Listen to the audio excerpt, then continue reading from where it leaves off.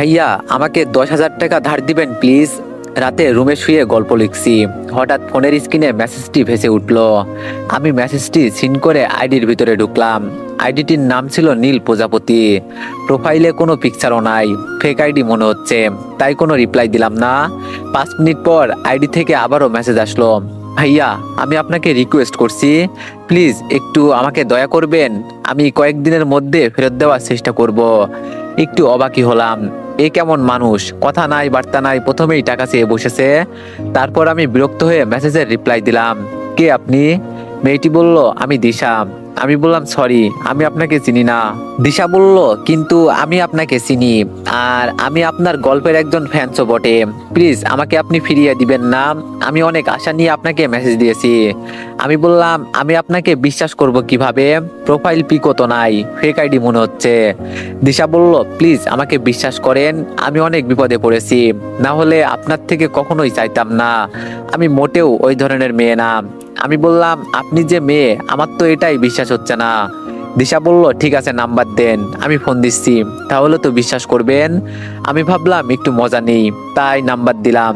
দেখলাম 1 মিনিট পরেই একটা আননোন নাম্বার থেকে মেসেজ আসলো। ফোন রিসিভ করতেই ওপাশ থেকে বলে উঠলো, আসসালামু আলাইকুম। কণ্ঠটা শুনে আমি খাটে বসা থেকে ধরাম করে শুয়ে পড়লাম। মনে মনে ভাবলাম, হাই হাই, এটা কণ্ঠ নাকি অন্য কিছু? মনে হচ্ছে সত্যি কোনো নীল প্রজাপতি আমার কাছে এসে গুনগুন করছে। জন্মের পর কত কিছু মিষ্টি মুখে দিলে কণ্ঠটা এত সুন্দর হয় তার হিসাব করতে পারলাম না। আমার ভাবনার বিচ্ছেদ ঘটলো মেয়েটির সেই সুমিষ্ট কণ্ঠে। ওপাশ থেকে আবার বলে উঠলো, কি হলো, কথা বলছেন না কেন? সালাম দিয়েছি। আমি তোতলাতে তোতলাতে বললাম, ওয়ালাইকুম আসসালাম। দিশা বলল, এখন বিশ্বাস হয়েছে তো আমি মেয়ে? আমি বললাম, জি। দিশা বলল, প্লিজ আমাকে হেল্পটা করেন, অনেক বিপদে পড়েছি। আমি বললাম, কি সমস্যা বলেন।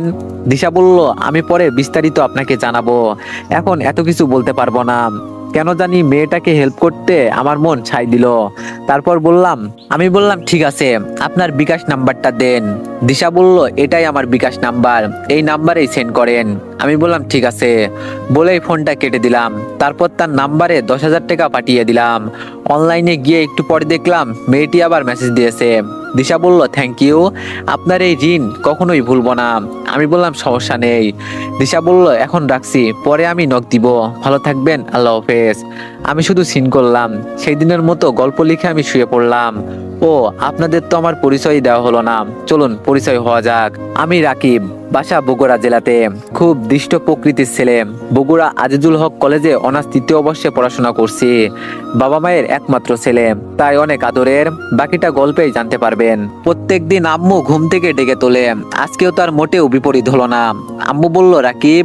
আমি বললাম, আম্মু বলল, উঠবি না নাকি ঝাড়ু নিয়ে আসবো? আমি বললাম, আম্মু এমন করো কেন, আর একটু ঘুমাই প্লিজ। আম্মু বলল, কলেজে যাবি না? আমি বললাম, যাবো তো, কয়টা বাজে? আম্মু বলল, 8:30। আমি বললাম, কি? আম্মু বলল, জি আমার নবাব পুত্র। আমি বললাম, আগে ডাক দিবা না? আম্মু বলল, আপনি কবে সকালে উঠলেন শুনি? আমি বললাম, ধ্যাত, বলেই ওয়াশরুমে দৌড় দিলাম। ফ্রেশ হয়ে এসে তাড়াতাড়ি করে কলেজের উদ্দেশ্যে রওনা দিতেই আম্মু বলে উঠলো, আম্মু বলল, কিরে নাস্তা করবি না? আমি বললাম, না আম্মু, ক্যান্টিনে করে নিব। বাইক নিয়ে সোজা কলেজে চলে আসলাম। কলেজে এসে দেখি আমার বন্ধু মেহেদি, রানা আর ঋতু আগেই বসে আছে। মেহেদি আর ঋতু রিলেশনশিপে আছে।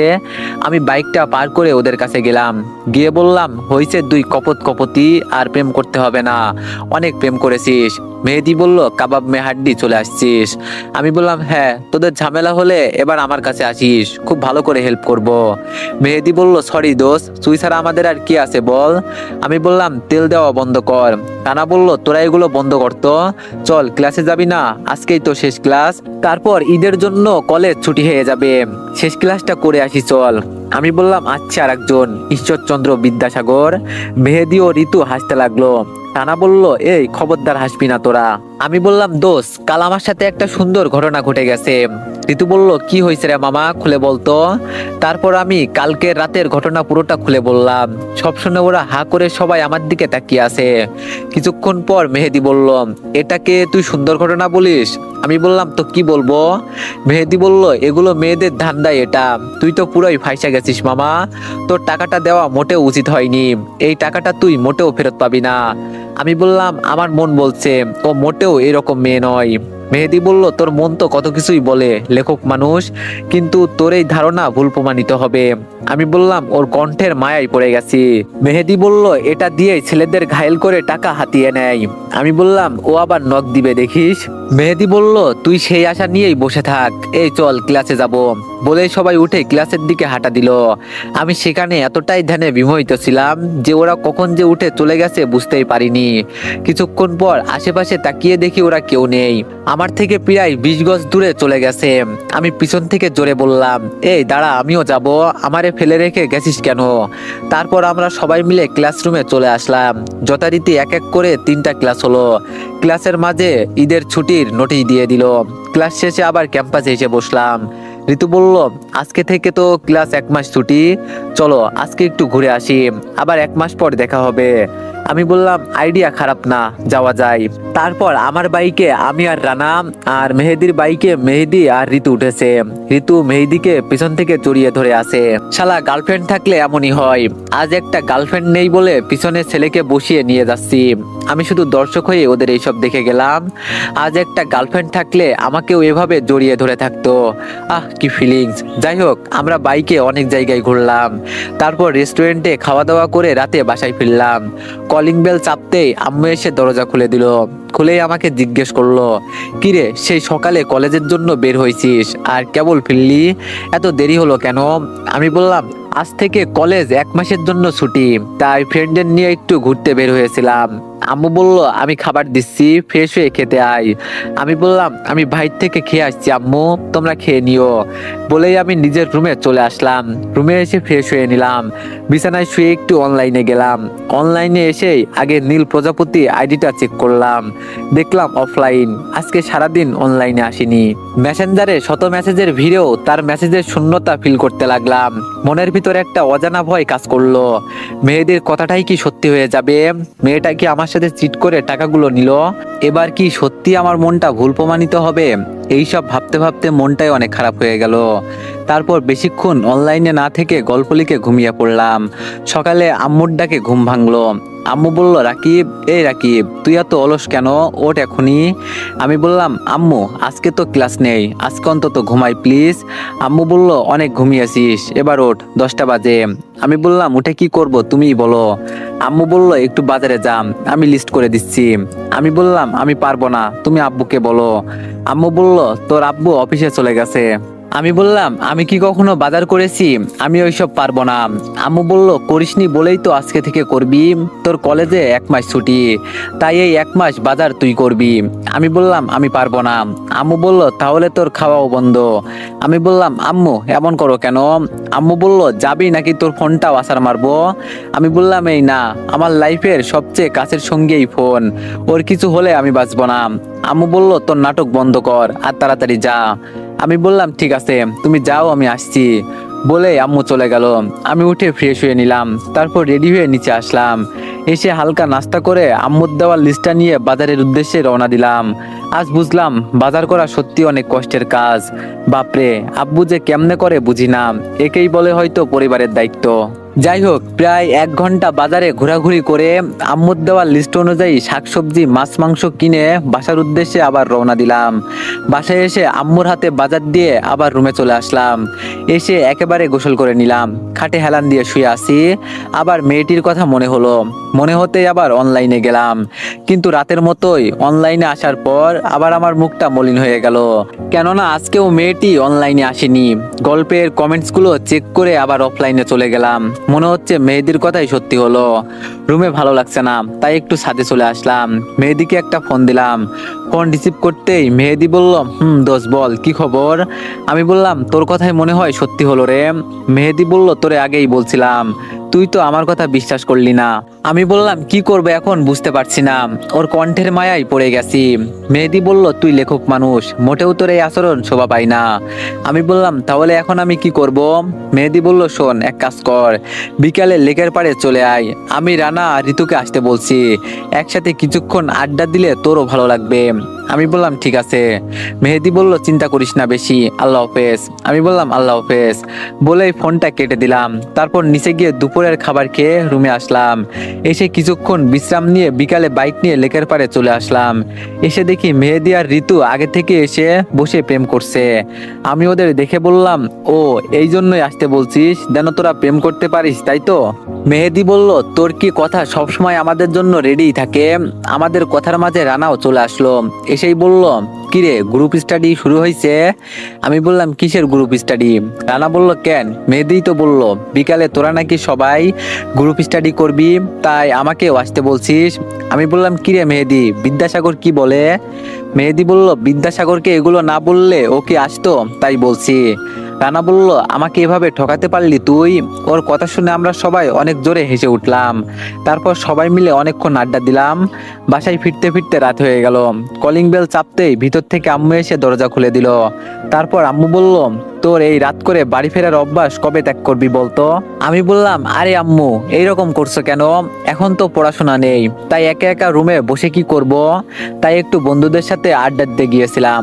আম্মু বলল, খাইতে আয়। আমি বললাম ঠিক আছে। তারপর ফ্রেশ হয়ে রাতে খাবার খেয়ে নিলাম।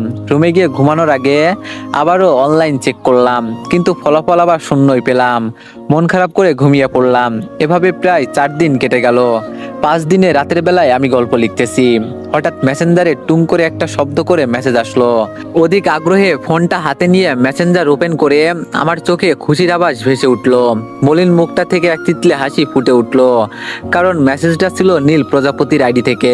মেসেজটা ছিল দিশার। দিশা বলল, আসসালামু আলাইকুম ভাইয়া। আমি সাথে সাথেই রিপ্লাই দিলাম, ওয়ালাইকুম আসসালাম। দিশা বলল, ফোন দিতে পারি? আমি বললাম, ওকে দেন। তারপর কিছুক্ষণ পরেই দিশা ফোন দিল। আমি ধরেই ওকে কথা বলতে না দিয়ে আমি বললাম, এই মেয়ে, একটা ছেলের কাছ থেকে টাকা নিয়ে উধাও হয়ে যাওয়া এটা কোন ধরনের ভদ্রতা? আমার বন্ধু ঠিক কথাই বলেছে, তোমরা মেয়েরা এরকমই ধান্দাবাজ, কথার মাধ্যমে ছেলেদের পটিয়ে এভাবে টাকা নেন। দিশা বলল, ভাইয়া আপনি যেরকম ভাবছেন আমি সেরকম মেয়ে না। আমি বললাম, শ্যাট আপ, চোরের মায়ের বড় গলা। এই আমার টাকা কবে ফেরত দিবেন বলেন তো, ধান্দাবাজ মেয়ে কোথাকার। এভাবে আমি দিশাকে আরো কিছুক্ষণ ধরে বকলাম, কিন্তু আশ্চর্যের বিষয় ও শুধু শুনেই গেল, একটাও প্রতি উত্তর করলো না। একটু পর আমি আবার বললাম, কি হলো চুপ করে আছেন কেন? বুঝতে পারলাম দিশা কান্না করছে, হয়তো একটু বেশি বলে ফেলছি। একটু পর দিশা বলল, সত্যি আমি ওরকম মেয়ে নয় ভাইয়া, টাকাগুলো আমি কেন নিয়েছিলাম জানেন? আমি বললাম, কেন? দিশা বলল, চুরির অপবাদে। আমি বললাম, মানে বুঝলাম না। দিশা বলল, কিছু না, পরে শুনেন, কখনোই অভাগীর গল্প। আমি বললাম, আমি এখনই শুনতে চাই। দিশা বলল, আমাকে ডাকছে, আমি পরে কখনো বলবো। আর হ্যাঁ, আমি আপনার টাকা খুব শীঘ্রই ফেরত দিয়ে দিব, চিন্তা করবেন না। আমি এরকম মেয়ে না ভাইয়া। আজকে খুব সুন্দর কথা আমাকে বলছেন, শুনে খুব খুশি হলাম, ধন্যবাদ আপনাকে, ভালো থাকবেন। আমি বললাম, শোনেন। দিশা বলল, জি বলেন। আমি বললাম, সরি। দিশা বলল, কেন? আমি বললাম, তখন রাগের মাথায় কি না কি বলছি। আসলে এর মধ্যে আমার বন্ধু ওইসব বাজে কথা বলে মনটাকে কালো বানাইছিল, তাই ওইসব বলছি। আমি সত্যি অনেক দুঃখিত। দিশা বলল, সমস্যা নেই, এইসব শুনে আমার অভ্যাস হয়ে গেছে, আর কষ্ট হয় না। তবে আপনার কাছ থেকে এটা আশা করছিলাম না, আমি ভাবছিলাম আপনি আমাকে বুঝবেন। আমি বললাম, সরি বললাম তো, আর আপনাকে অভিযোগ করার চান্স দিব না, কথা দিলাম। আপনি তো বলছিলেন আপনি আমার গল্পের ফ্যান, তাই লেখক হিসাবে কি ক্ষমা পাওয়ার যোগ্য না আমি? দিশা বলল, আরে কি বলেন, অবশ্যই আমি ক্ষমা করে দিয়েছি। আমি বললাম, তাহলে প্রমাণ দেন ক্ষমা করছেন। দিশা বলল, ক্ষমা করার আবার প্রমাণ কেমনে দেয়? আমি বললাম, আমাকে তুমি করে ডাকলে ভাববো ক্ষমা করছেন। দিশা বলল, আপনি খুব চতুর মানুষ। আমি বললাম, বুঝেছি, ক্ষমা করেননি। দিশা বলল, আচ্ছা যাও তুমি। আমি বললাম, থ্যাংক ইউ। দিশা বলল, এখন আমি রাখছি, ডাকছে, পরে কথা হবে, ভালো থাকো, আল্লাহ হাফেজ। আমি বললাম, আল্লাহ হাফেজ বলেই ফোনটা রেখে দিলাম। আজকে অনেক খুশি লাগতেছে, খুশি মন নিয়ে ঘুমিয়ে পড়লাম। মাঝরাতে হঠাৎ আম্মুর ডাকে ঘুম ভেঙে গেল। হঠাৎ মাঝরাতে আম্মু ডাকছে কেন? কোনো সমস্যা হলো না তো আবার? তাড়াতাড়ি করে রুমের দরজা খুলে দিয়ে বললাম, কি হয়েছে আম্মু, সকাল তো এখনো হয়নি, মাঝরাতে ডাকছো যে, কোনো সমস্যা? আম্মু বলল, না সমস্যা হবে কেন? আমি বললাম, তাহলে ডাকছো কেন? আম্মু বলল, আরে আজ থেকে যে রোজা শুরু, ভুলে গেলি? রোজা থাকবি না? আমি একটু ভেবে বললাম, তাই তো, আজ থেকে তো রোজা শুরু, ভুলেই গিয়েছিলাম। ধ্যান ভাঙলো আম্মুর কথাই। আম্মু বলল, কিরে এরকম হা হয়ে দাঁড়িয়ে আছিস কেন, চল ফ্রেশ হয়ে সেহরি করে নিবি। আমি বললাম, আম্মু আমি রোজা থাকবো না, আম্মু বলল কেন? আমি বললাম তুমি জানো তো আমি না খেয়ে বেশিক্ষণ থাকতে পারি না। আম্মু বলল 1 মাস দিনের বেলা না খেলে কিছুই হবে না, চল। আমি বললাম না আমি যাব না। আম্মু বলল চল বলছি, তোকে না নিয়ে আমি যাব না। প্রতিবার তোকে ছাড় দেওয়া যাবে না, আল্লাহর হুকুম পালন করতে শেখ। বলে আম্মু আমাকে টেনে নিয়ে চলে গেল। ইচ্ছা না থাকা সত্ত্বেও জোর করে ওয়াশরুমে ঢুকিয়ে দিল। আমি কিছুক্ষণ পর ফ্রেশ হয়ে বাইরে আসলাম। খাওয়ার সময় আম্মুকে আবার বললাম, আম্মু আমি থাকতে পারবো না, বিশ্বাস করো। আম্মু বলল সেটা চুপচাপ খা। তারপর চুপচাপ খেয়ে আমি আমার রুমে চলে গেলাম। রুমে গিয়ে একটু অনলাইনে কমেন্টসগুলো চেক করতে ঢুকলাম। চেক করে বাইরে হয়ে আসতেই দেখি দিশার মেসেজ চোখের সামনে ভেসে উঠলো। মনে মনে খুশি হয়ে বললাম, আরে বাহ, এ তো মেঘ না চাইতেই বৃষ্টি। তাই সাথে সাথে আমিও রিপ্লাই করলাম। দিশা বলল আসসালামু আলাইকুম। আমি বললাম ওয়ালাইকুম আসসালাম। দিশা বলল কি করছেন? আমি বললাম ফোনে কথা বলি। দিশা বলল আমার ফোনে ব্যালেন্স নেই। আমি বললাম আমি ফোন দিতেছি। দিশা বলল ঠিক আছে। তারপর আমি আর দেরি না করে দিশাকে ফোন দিলাম। ফোন রিসিভ করতেই ওপাশ থেকে বলে উঠলো হ্যালো। সাথে সাথে কলিজায় হাত দিয়ে মুচকি হাসি দিলাম আর মনে মনে বললাম এই কণ্ঠটা আমাকে পাগল করে দিবে। বারবার এই কণ্ঠের মায়ায় জড়িয়ে পড়ি। ধ্যান ভাঙলো আবারও সেই সুমিষ্ট কণ্ঠে। দিশা বলল কি ব্যাপার, ফোন দিয়ে চুপচাপ আছেন কেন? আমি বললাম না কিছু না। দিশা বলল কি না না করছেন? আমি বললাম কিছু না। দিশা বলল তো কি করছেন বললেন না তো? আমি বললাম আম্মু জোর করে রোজা রাইখা দিল। দিশা বলল কেন, রোজা রাখতেন না? আমি বললাম আমি না খেয়ে বেশিক্ষণ থাকতে পারি না। দিশা বলল আল্লাহর হুকুম অমান্য করবেন, 30 দিন কষ্ট করতে পারবেন না? আমি বললাম না মানে। দিশা বলল কোনো মানে না, রোজা না রাখলে আমিও আপনার সাথে কথা বলবো না। আমি বললাম এই না। দিশা বলল তাহলে রাখবেন তো? আমি বললাম চেষ্টা করব, কিন্তু আমার একটা শর্ত আছে। দিশা বলল কি শর্ত? আমি বললাম প্রতিদিন আমার সাথে কথা বলতে হবে। আপনার এই মায়ায় জড়ানো কণ্ঠ শুনলে হয়তো না খেয়ে রোজা পালন করতে পারবো। দিশা বলল বেশি মায়ায় জড়াইয়েন না, তাহলে আপনি নিজেই কষ্ট পাবেন। আমি বললাম সেটা আমি বুঝবো, আপনি রাজি কিনা তাই বলেন। দিশা বলল ঠিক আছে, তবে আমারও একটা শর্ত আছে। আমি বললাম আপনার এই মায়ায় জড়ানো কণ্ঠ শুনতে আমি সব শর্ত মানতে রাজি। দিশা বলল তাই? আমি বললাম জি। এখন বলেন আপনার কি শর্ত? দিশা বলল ওকে, শর্তটা হলো আপনাকে এই 1 মাস রোজা রাখতে হবে, একটাও মিস হলে কথা বলবো না, আর সাথে 5 ওয়াক্ত নামাজ পড়তে হবে। কি পারবেন তো? আমি বললাম জানি প্রথম প্রথম অনেক কষ্ট হবে, কিন্তু আমি তাতেও রাজি। দিশা বলল তাহলে আমিও আপনার কথা রাখবো, প্রতিদিন কথা বলবো। আমি বললাম থ্যাংক ইউ সো মাচ। দিশা বলল ওয়েলকাম স্যার। এভাবে দিশার সাথে আরো কিছুক্ষণ কথা বললাম। কথা বলতে বলতে দিশা বলল এখন আমি রাখছি, ফজরের নামাজের জন্য প্রস্তুতি নিব, আপনিও মসজিদে গিয়ে নামাজ আদায় করবেন, আপনি কথা দিয়েছেন। আমি বললাম আচ্ছা ঠিক আছে। দিশা বলল আল্লাহ হাফেজ। আমি বললাম আল্লাহ হাফেজ। তারপর ফোন রেখে আমি ওয়াশরুমে চলে গেলাম অজু করতে। এরই মধ্যে ফজরের আজান দিয়ে দিল। তারপর অজু করে পাঞ্জাবি গায়ে দিয়ে মসজিদে যাওয়ার জন্য বের হলাম। যাওয়ার সময় আম্মু দেখে ফেললো আর বলল রাকিব কই যাস এখন? আমি বললাম মসজিদে আম্মু, নামাজ আদায় করতে। আম্মু বলল কি? আমি বললাম হা করে থেকো না, মাছি ঢুকে যাবে, তোমার আবার রোজা হালকা হয়ে যাবে। আমি গেলাম। তবু আম্মু আমার দিকে অবাক হয়ে তাকিয়ে আছে আর মনে মনে ভাবছে এই ছেলের আজকে কি হয়েছে, যেই ছেলে 10টার আগে ঘুম ভাঙে না, ডেকে তুলতে হয়, আজ ফজরের নামাজ পড়তে যাচ্ছে। যাই হোক, নামাজ পড়ে এসে বিছানায় গায়ে লিয়ে দিতেই ঘুম চলে আসলো। ঘুম থেকে উঠে দেখি 12টা বাজে। মনে মনে নিজেই ভাবলাম কি মরার ঘুম ধরছিল, 12টা বেজে গেছে আর আমি টেরই পেলাম না। তারপর ফ্রেশ হয়ে নিচে গেলাম আর টেবিলে বসতে বসতে বললাম আম্মু ক্ষুধা লাগছে, খেতে দাও। আম্মু বলল ওই তুই না রোজা আছিস? ও হ্যাঁ তাই তো, এখনই গুলিয়ে ফেলছিলাম। তারপর আম্মুকে বললাম ও সরি বলে আমি ছাদে চলে আসলাম। রাস্তাও অনেকটা ফাঁকা, রোজার দিন, তাই দোকানও তেমন খোলা নেই, কিন্তু সত্যি বলতে খুব ক্ষুধা লাগছে। সে যাই হোক, একটু রুমে আসলাম। ফোন হাতে নিয়ে দেখি দিশার মিস কল উঠে আছে, তাও 15 বার। আমি সাথে সাথে ব্যাক করলাম। ধরতে ওপাশ থেকে দিশা বলল আসসালামু আলাইকুম। কণ্ঠ শোনার সাথে সাথে বুকটা ধকধক করতে লাগলো। তারপর আমি বললাম ওয়ালাইকুম আসসালাম ম্যাম। দিশা বলল তো রাইটার স্যারের ঘুম ভাঙলো? আমি বললাম ভাঙছে। দিশা বলল আপনি কথা নিয়ে আপনিই ভুলে গেলেন আমার কণ্ঠ শুনবেন বলে। আমি বললাম আশায় ছিলাম। দিশা বলল তা ফজরের নামাজ পড়ছেন? আমি বললাম মহারানীর হুকুম কি অমান্য করতে পারি? দিশা একটু হেসে বলল আমি কোনো মহারানী নই, দুর্ভাগা মেয়ে বললেই ভালো হতো। আমি বললাম কেন? দিশা বলল পরে কখনো বলবো। আমি বললাম না, আপনাকে আজই বলতে হবে। আপনি সেই দিনও বলতেছে বলেননি। আজ আমি আপনার লাইফের ঘটনা শুনবো, কি এমন হয়েছে যে এমন বলছেন। দিশা বলল, পরে কখনো শুনেন। আমি বললাম, আপনি বলবেন কিনা বলেন। দিশা বলল, ঠিক আছে, আপনি গোসল করে জোহরের নামাজ আদায় করে আসেন, এসে একটা নক দিয়েন, তখন বলবো। আমি বললাম, সত্যিই তো? দিশা বলল, সত্যি। রোজা রেখে মিথ্যা কথা কেন বলবো? আমি বললাম, আচ্ছা ঠিক আছে, রাখছি তাহলে। দিশা বলল, আল্লাহ হাফেজ। আমি বললাম, আল্লাহ হাফেজ বলে আমি ফোনটা রেখে দিয়ে গোসল করে নিলাম। তারপর আবার নামাজ আদায় করতে গেলাম। আম্মু শুধু অবাক হয়ে দেখছে।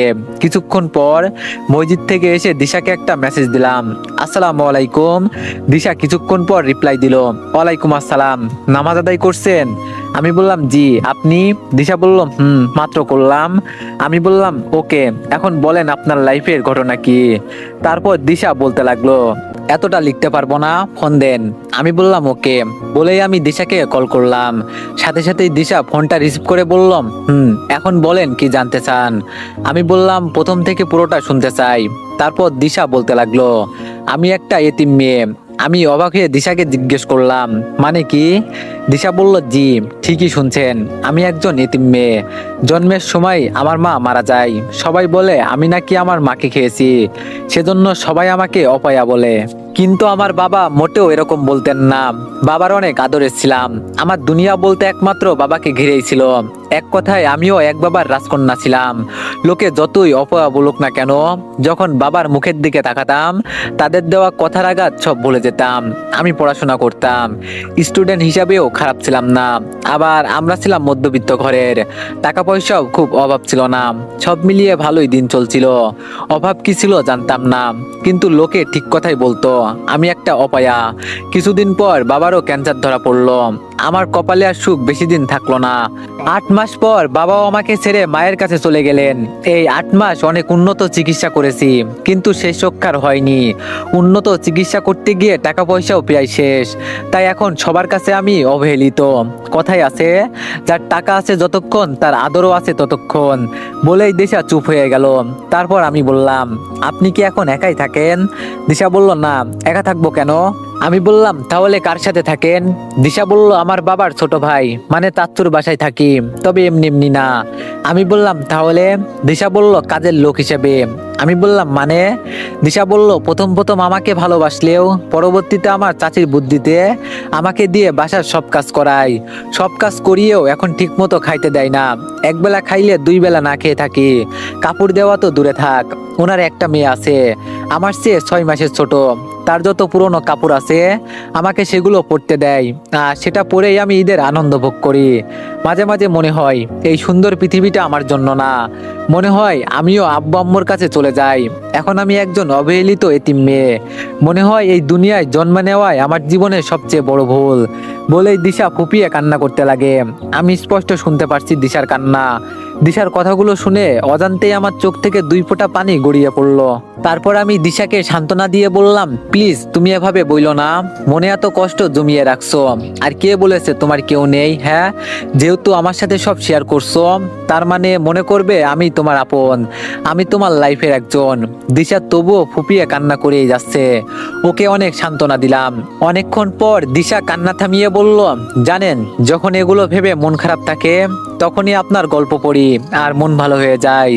আপনি আমার মন ভালো হওয়ার কারণ, তাই তো আপনার সাথে কথা বলি। আমি অন্য ছেলেদের সাথে কখনো কথা বলিনি। আমি বললাম, আর বলতেও হবে না, আমি আছি না। যখনই মন খারাপ হবে তখনই ভাববেন তোমার কেউ একজন আছে। উপ সরি, আপনি। দিশা বলল, সমস্যা নেই, তুমি করে বলতে পারেন। আমি বললাম, তাহলে তুমিও বলো। দিশা বলল, আচ্ছা ঠিক আছে, চেষ্টা করব। দিশা কিছুক্ষণ চুপ থাকার পর বলল, তুমি আমার মন ভালো হওয়ার কারণ বলে সেই দিন সাহস করে তোমায় মেসেজ দিয়েছিলাম আর টাকা চাই।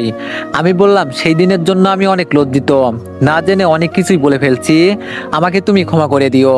দিশা বলল, আরে সমস্যা নেই, এগুলো কথা চাচা চাচি চাচাতো বোনের কাছে শুনে শুনে অভ্যাস হয়ে গেছে, আমি কষ্ট পাইনি। আমি বললাম, দেখো আমারে কিন্তু ছোট করতেছো, সরি বলছি না আমি। দিশা বলল, আচ্ছা যাও, করবো না।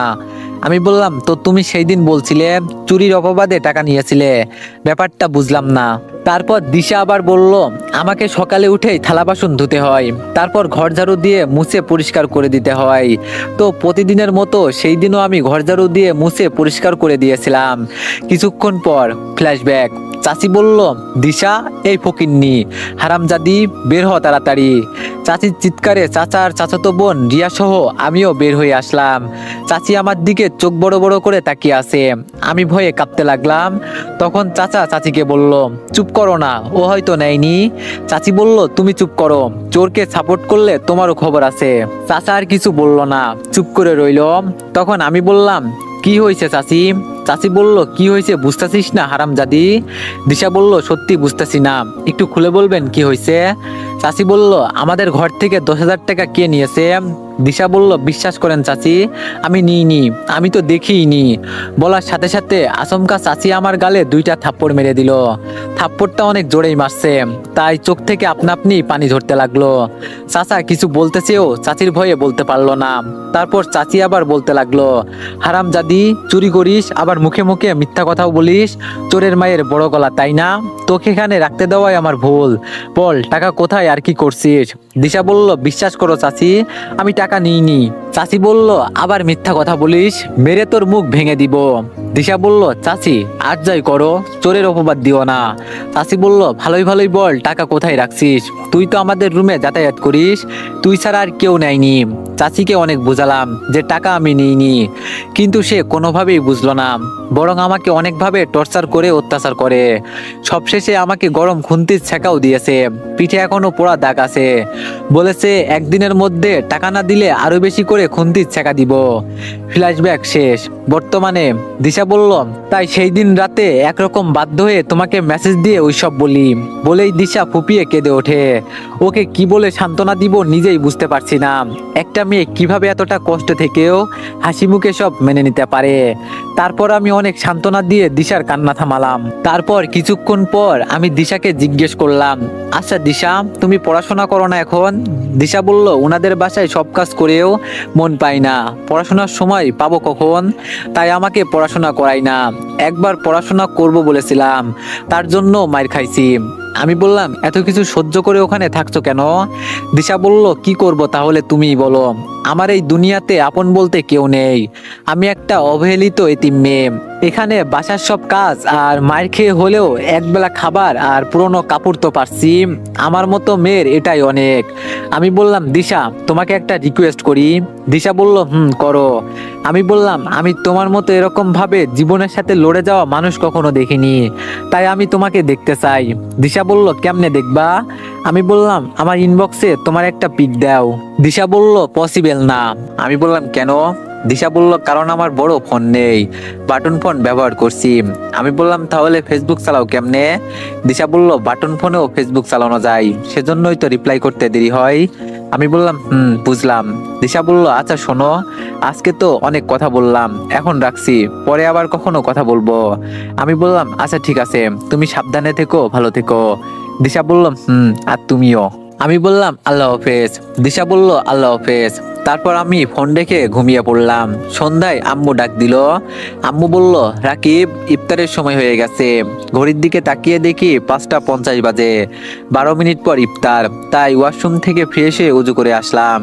নিচে গিয়ে দেখি আম্মু আমার পছন্দের অনেক খাবার রান্না করেছে, সাথে আমার পছন্দের চিকেন বিরিয়ানি। ইফতার মুখের সামনে নিয়ে বসে আছি। আম্মু বলল, এই সময় ইফতার মুখের সামনে নিয়ে আল্লাহর কাছে দোয়া করলে আল্লাহ সব মনের ইচ্ছা পূরণ করেন। রাকিব, তুই তোর মনের ইচ্ছা আল্লাহর কাছে চেয়ে নে। আমি বললাম, ঠিক আছে আম্মু। তারপর আমি আমার কয়েকটা মনের কামনা আল্লাহর কাছে চেয়ে নিলাম। কিছুক্ষণ পর আজান হয়ে গেল, আর আমরাও সবাই একসাথে ইফতার করে নিলাম। পরিবারের সবাই একসাথে বসে ইফতার করার মজাই আলাদা, এক অন্যরকম শান্তি লাগছে। যাই হোক, ইফতার সেরে আমি আর আব্বু মসজিদে মাগরিবের নামাজ আদায় করতে গেলাম।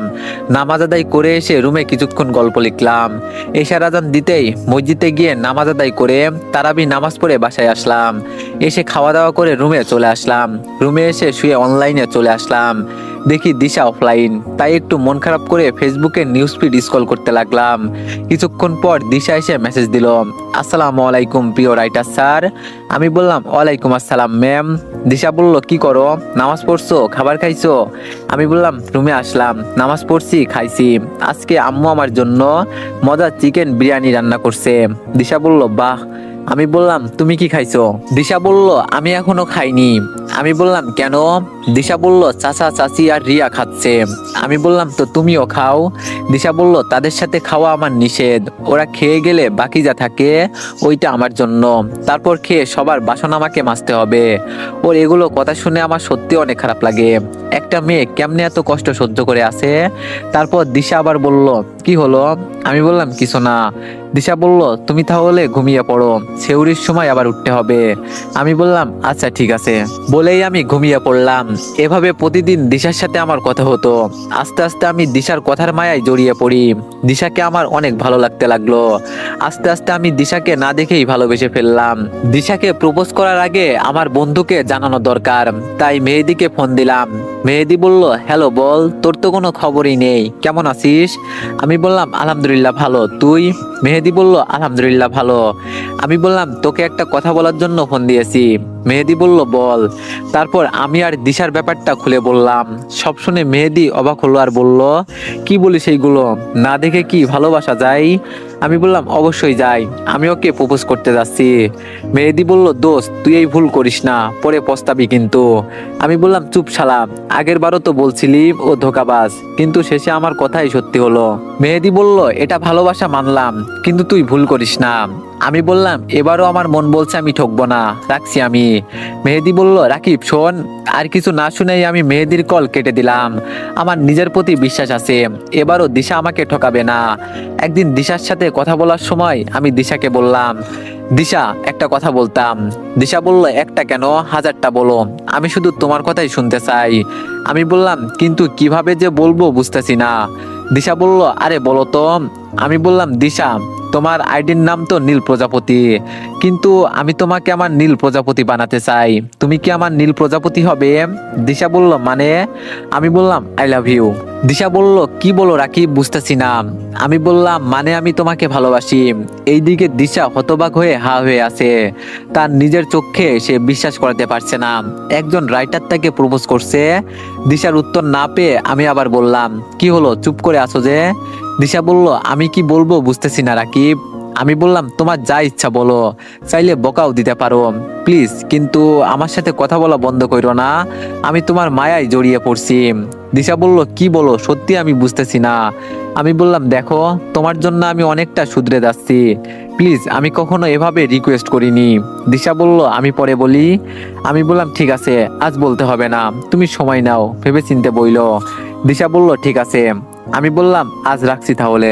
দিশা বলল, ওকে, বলেই ফোনটা কেটে দিলাম। তার কিছুক্ষণ পর ইফতার সেরে রুমে কিছুক্ষণ রেস্ট নিলাম। মনে একটাই চিন্তা, দিশা কি আমার প্রপোজালে রাজি হবে? যাই হোক, আজান দিতেই নামাজ পড়তে গেলাম।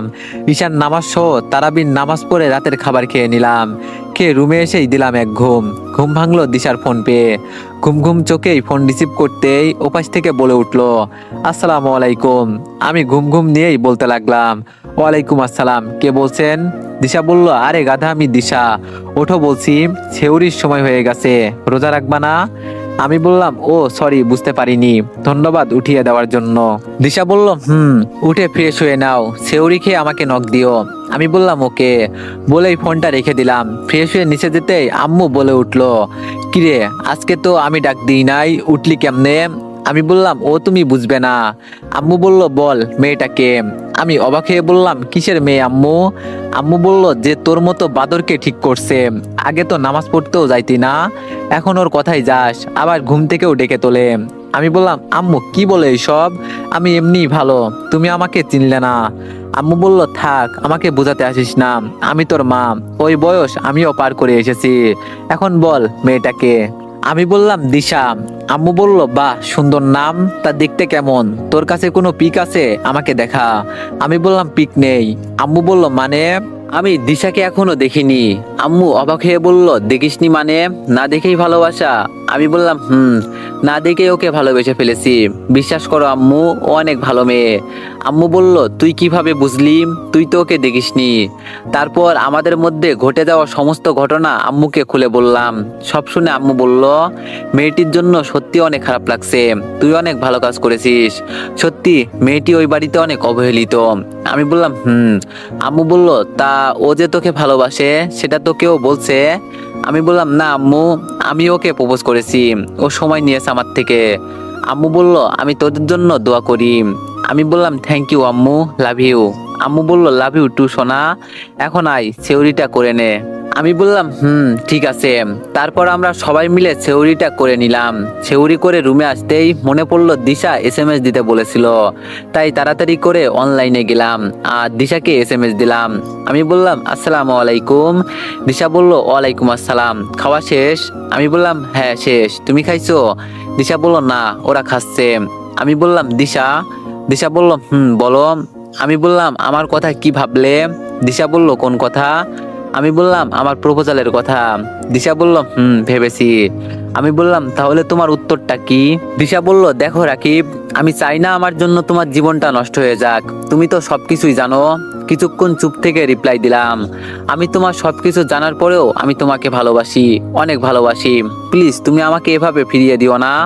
তিশা বলল, এই তুমি কি পাগল নাকি? হ্যাঁ, সবকিছু জেনে কেন পাগলামি করছো? আমি বললাম, আমি তোমার সাথে সারা জীবন থাকার জন্য পাগল, তোমার ভালোবাসার জন্য আমি পাগল। দিশা বলল, প্লিজ রাকিব, পাগলামি করিও না। তোমার সুন্দর একটি ভবিষ্যৎ পড়ে আছে সামনে। আমি বললাম, সেই ভবিষ্যৎ আমি তোমার সাথে কাটাতে চাই। দিশা বলল, আমি কখনোই তোমার সুন্দর জীবনটা নষ্ট করতে পারবো না। আমি এতিম মেয়ে, তুমি কোথায় আর আমি বা কোথায়? তোমাকে কল্পনা করাও আমার জন্য অনেক। আমি বললাম, এটাই কি তোমার শেষ কথা? দিশা বলল, প্লিজ বোঝার চেষ্টা করো, আমরা সারা জীবন বন্ধু হয়ে থাকবো। আমি বললাম, আচ্ছা রাখছি, আল্লাহ হাফেজ। দিশা বলল, রাকিব শোনো। না শুনেই আমি দিশার ফোনটা কেটে দিলাম। দিশা আমাকে বুঝিয়ে সুন্দরভাবে রিজেক্ট করে দিল। ভাবতেই পারছি না, আমার অনেক কষ্ট হচ্ছে যে দিশা আমাকে রিজেক্ট করে দিল। শুনে অনেকক্ষণ নীরব কান্না করলাম। ফজরের নামাজ আদায় করে কাঁদতে কাঁদতে কখন যে ঘুমিয়ে পড়েছিলাম জানি না। সকালে ঘুম থেকে উঠতে পারিনি। উঠতে উঠতে দুপুর হয়ে গেছে। কান্না করার জন্য চোখগুলো লাল হয়ে আছে। তাই ওয়াশরুমে গিয়ে একেবারে গোসল সেরে জোহরের নামাজ আদায় করে মসজিদে গেলাম। নামাজ আদায় করে এসে আবার রুমে গিয়ে দরজা লাগিয়ে দিলাম। ফোনটা হাতে নিয়ে দেখি দিশা অনেকবার কল আর এসএমএস দিয়েছে, কিন্তু এসএমএস এর রিপ্লাইও দিলাম না আর কলটাও ব্যাক করলাম না।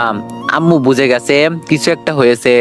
তাই ইফতারের আগে আম্মু আমার রুমে এসে বলল, রাকিব কি হয়েছে তোর? সারাদিন রুমের মধ্যে ঘাপটি মেরে বসে আছিস কেন? আমি বললাম, কই কিছু হয়নি তো। আম্মু বলল, দেখ আমি তোর মা, আর মা হয়ে সন্তানের কষ্ট বুঝবো না? আর রাতেও তো ঘুমাসনি মনে হয়, চোখগুলো লাল হয়ে আছে। বল আমাকে, দিশার সাথে কিছু কি হয়েছে? তারপর আমি অবাক করে দিয়ে কাঁদতে কাঁদতে আম্মুকে জড়িয়ে ধরলাম। আম্মু আমার কাঁদা দেখে শক্ত করে আমাকে জড়িয়ে ধরলো। আমি এখন নিশ্চিত আম্মু বুঝে গেছে কিছু একটা হয়েছে। আম্মু আমাকে কিছুক্ষণ সান্ত্বনা দিয়ে বলল, রাকিব বল আমাকে কি হয়েছে? আমি তোর আম্মু, তো তোর সব সুখ দুঃখ দেখার দায়িত্ব আমার। আমি তবুও কান্না করেই যাচ্ছি। কিছুক্ষণ পর আম্মুকে বললাম, আম্মু দিশা আমাকে রিজেক্ট করে দিয়েছে। আম্মু বলল, কারণ কিছু বলেছে? আমি বললাম, আম্মু বলল, কি বলেছে? আমি বললাম, ও আমার লাইফে এসে নাকি আমার জীবনটা নষ্ট করতে চায় না, এজন্য। আম্মু বলল, এখানে সে তোর চিন্তা করছে, মানে সেও তোকে অনেক ভালোবাসে। আমি বললাম, কি বলছে এগুলো? আম্মু বলল, ঠিকই বলছি, তুই চিন্তা করিস না, দেখবি সেও তোকে ভালোবাসার কথা বলবে। আমি বললাম, কিভাবে? আম্মু বলল, একটা কাজ কর। আমি বললাম, বলো কি কাজ? আম্মু বলল, কয়েকদিন অনলাইনে যাস না, ফোনটা অফ করে দে। আমি বললাম, কি বলছে এগুলো, কেন? আম্মু বলল, যা বলছি তাই কর, তাহলে 7 দিন পর ফলাফল পেয়ে যাবি। আমি বললাম, আচ্ছা ঠিক আছে। আম্মু বলল, এখন মন খারাপ না করে চুপচাপ ইফতার করতে আয়। আমি বললাম, ঠিক আছে। বলেই আম্মু নিচে চলে গেল। আমিও ফ্রেশ হয়ে নিচে গেলাম। কিছুক্ষণ পর আজান দিলে ইফতার সেরে নিলাম। ইফতার করে আর মসজিদে নামাজ আদায় করতে গেলাম না, রুমে গিয়ে নামাজ আদায় করে নিলাম। নামাজ শেষে ভালো লাগছে না, তাই একটু ছাদে গেলাম। সন্ধ্যার শহরের রূপ দেখে মনটা অনেক ভালো হয়ে গেল। অনেক রোমান্টিক ওয়েদার। এই রোমান্টিক মুহূর্তে দিশার সাথে অনেক কথা বলতে ইচ্ছা করছে, কিন্তু আম্মু নিষেধ করেছে, সবুরে নাকি মেয়া ফলে। তাই আমিও সবুর করছি, ফোনটা সুইচ অফ করে রাখছি। আরো কিছুক্ষণ ছাদে থেকে রুমে চলে আসলাম। একটু পরেই ঈশার আজান দিল, তাই আমি ওযু করে পাঞ্জাবি গায়ে দিয়ে মসজিদে গেলাম। তারাবির নামাজ শেষ করে বাসায় এসে খাওয়া দাওয়া করে নিলাম। রুমে এসে এ সময় দিশার সাথে কথা বলতাম, কিন্তু আজ বলা হলো না, তাই তাড়াতাড়ি ঘুমিয়ে পড়লাম। এভাবে 7 দিন কেটে গেল। এই 7 দিন দিশার সাথে কথা না বলে আমার কাছে 7 জনম মনে হয়েছে। কিভাবে এই 7 দিন পার করছি আমি নিজেও জানি না।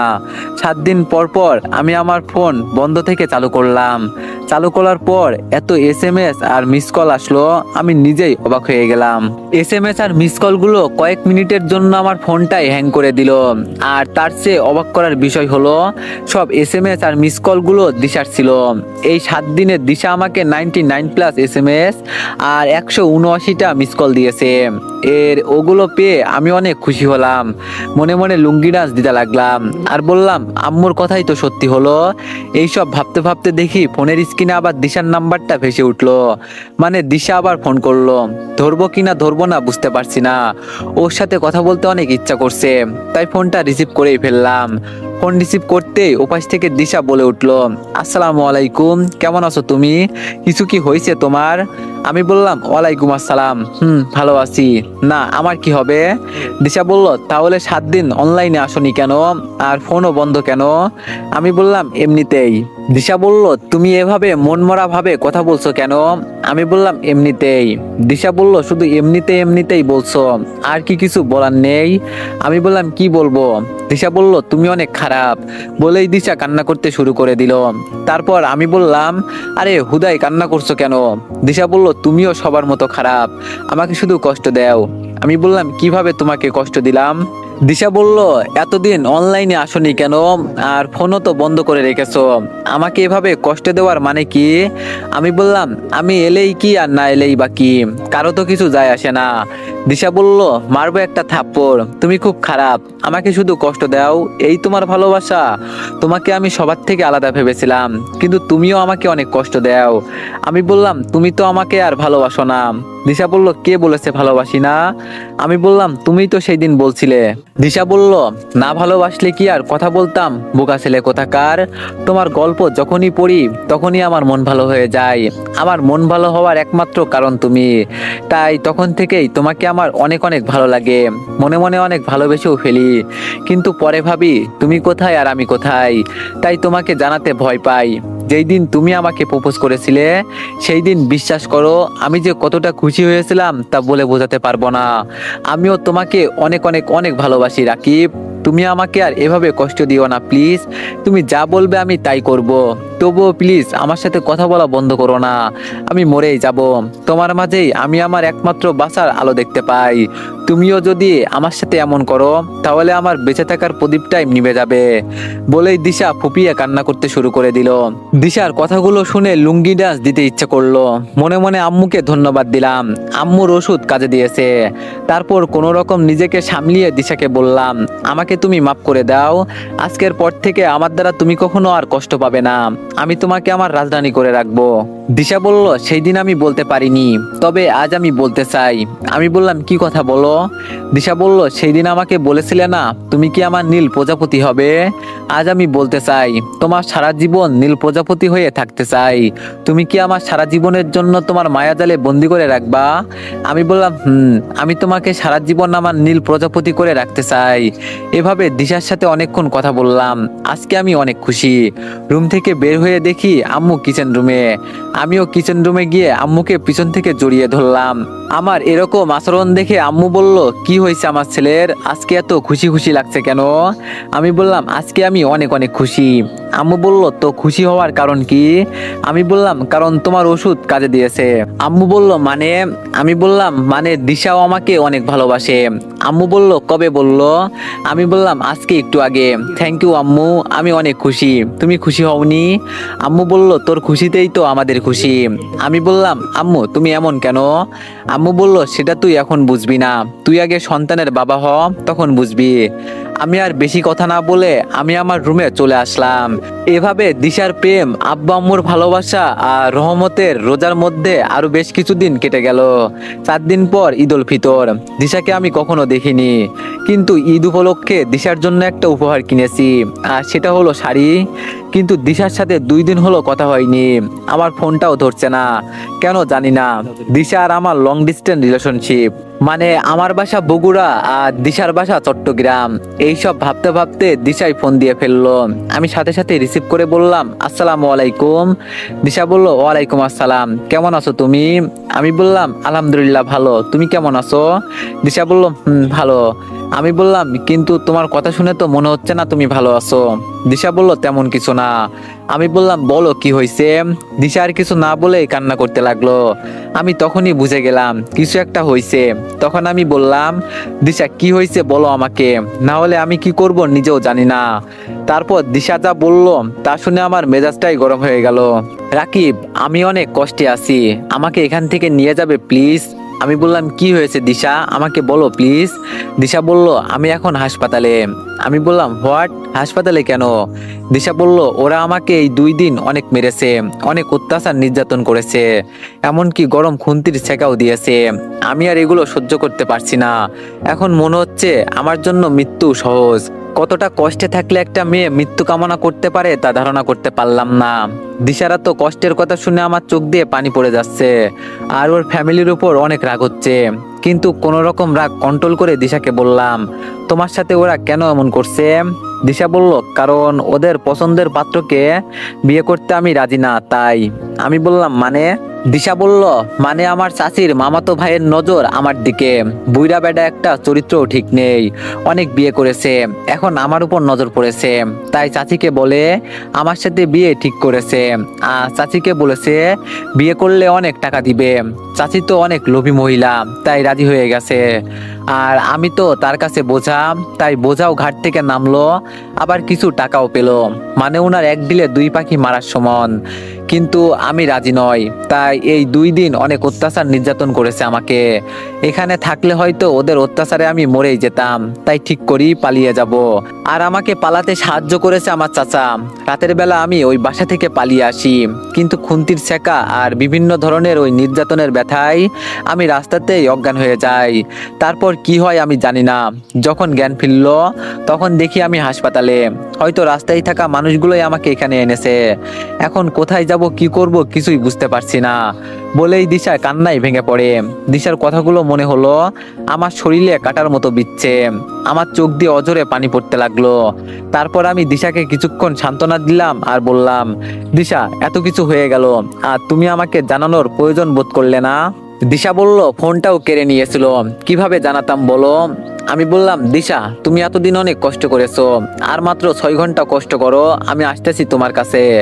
তারপর আর একদিন এক মুহূর্ত সময়ও তোমাকে কষ্ট পেতে দিব না। দিশা অনেক খুশি হয়ে বলল, সত্যি তুমি আমাকে নিতে আসতেছো? আমি বললাম, রাখছি, আমাকে রেডি হতে হবে, তুমি আমাকে তোমার ঠিকানা SMS করে পাঠিয়ে দাও।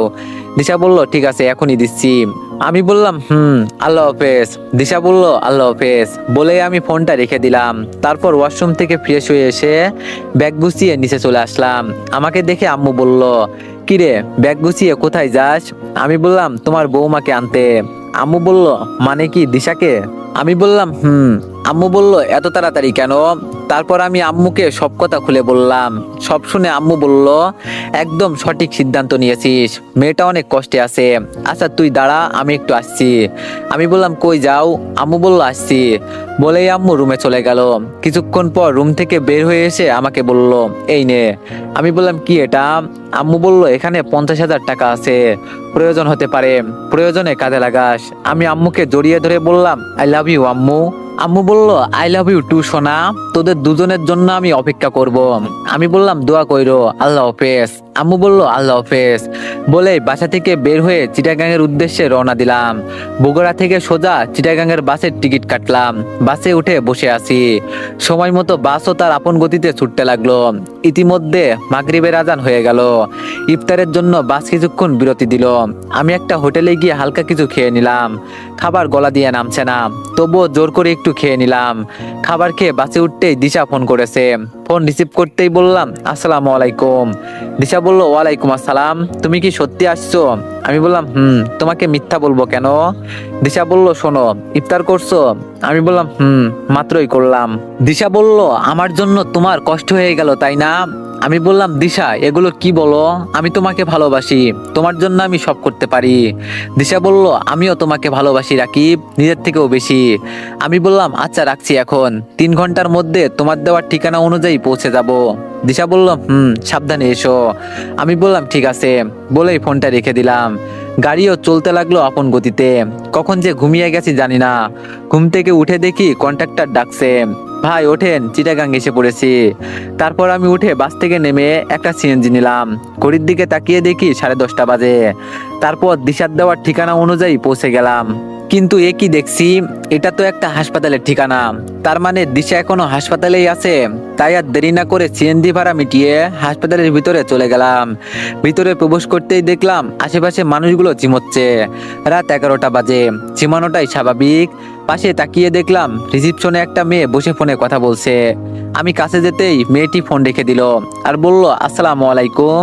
আমি বললাম ওয়ালাইকুম আসসালাম। মেয়েটি বলল জি বলেন, কিভাবে আপনাকে সাহায্য করতে পারি? আমি বললাম দিশা নামের পেশেন্ট কত নম্বর রুমে আছে বলতে পারবেন? মেয়েটি বলল আমি একটু চেক করে তারপর বলছি স্যার। আমি বললাম ওকে। তারপর মেয়েটি বলল জি স্যার পাইছি, রুম নাম্বার 24। আমি বললাম ওকে থ্যাংক ইউ। মেয়েটি বলল ওয়েলকাম স্যার। তারপর আমি সেখান থেকে চলে আসলাম। এসে 24 নাম্বার রুম খুঁজতে লাগলাম। কিছুক্ষণ পর সেটা পেয়েও গেলাম। কিন্তু কেন জানি রুমে ঢুকতে কেমন জানি লাগছে।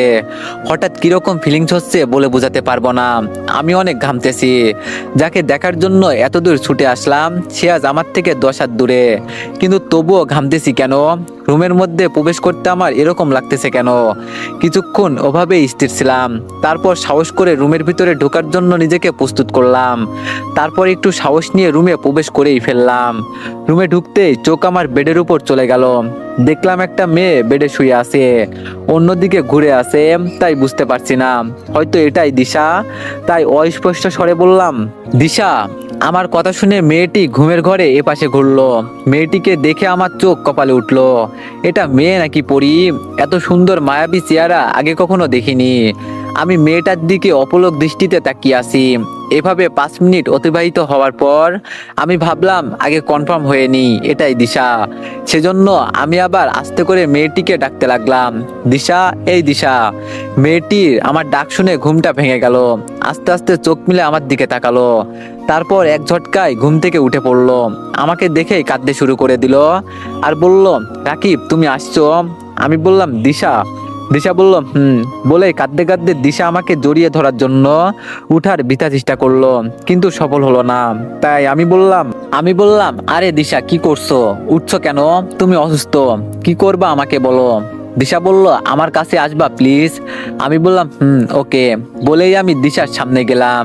আর সাথে সাথে দিশা আমাকে জড়িয়ে ধরে কান্না করতে লাগলো।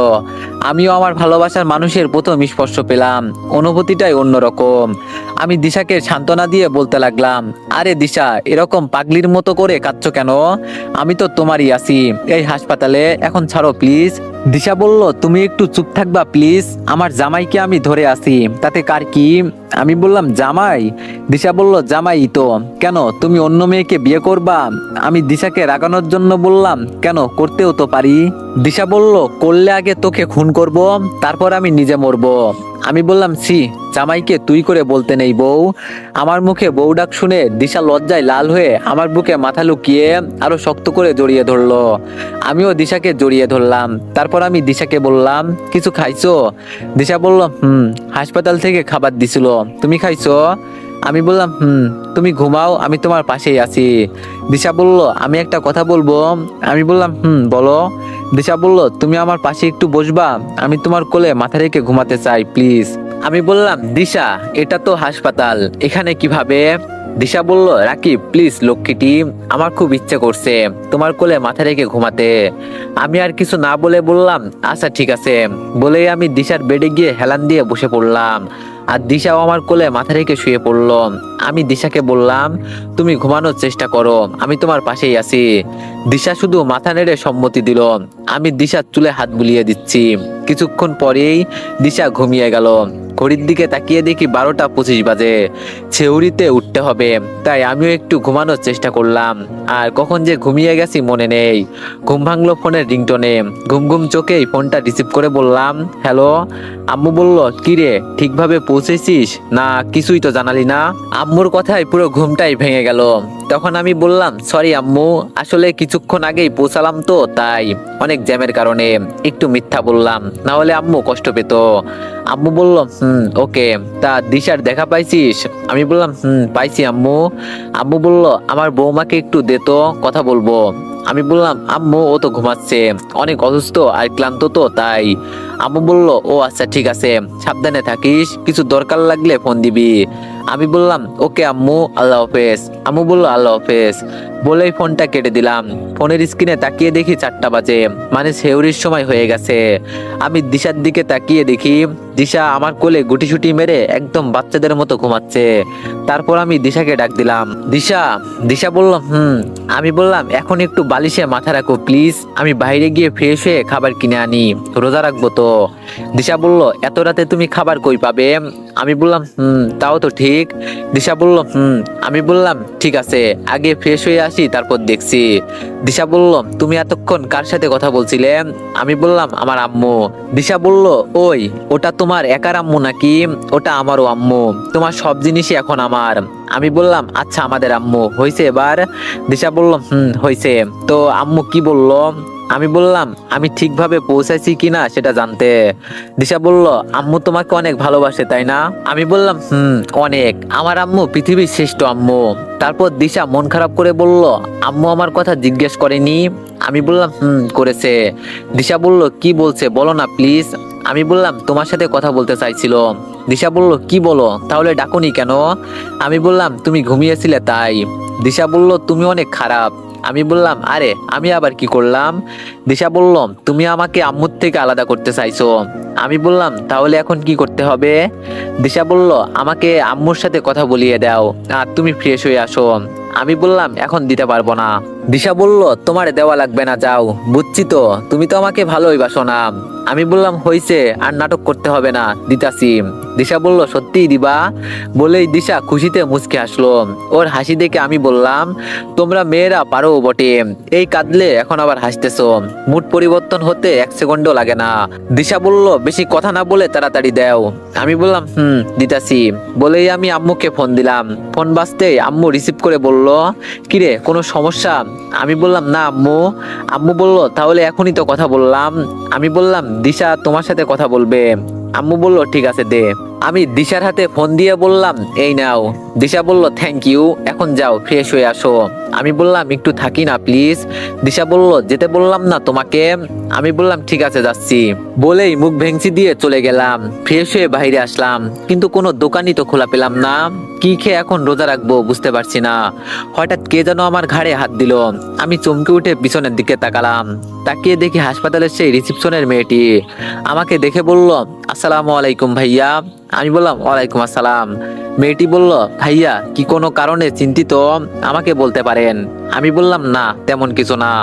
মেয়েটি বলল, বলেন কি সমস্যা? আমি বললাম, রোজা থাকবো তো কাল, কিন্তু সেহরি করার জন্য কোনো খাবারের দোকান খোলা নেই, কিভাবে রোজা থাকবো এটাই ভাবছি।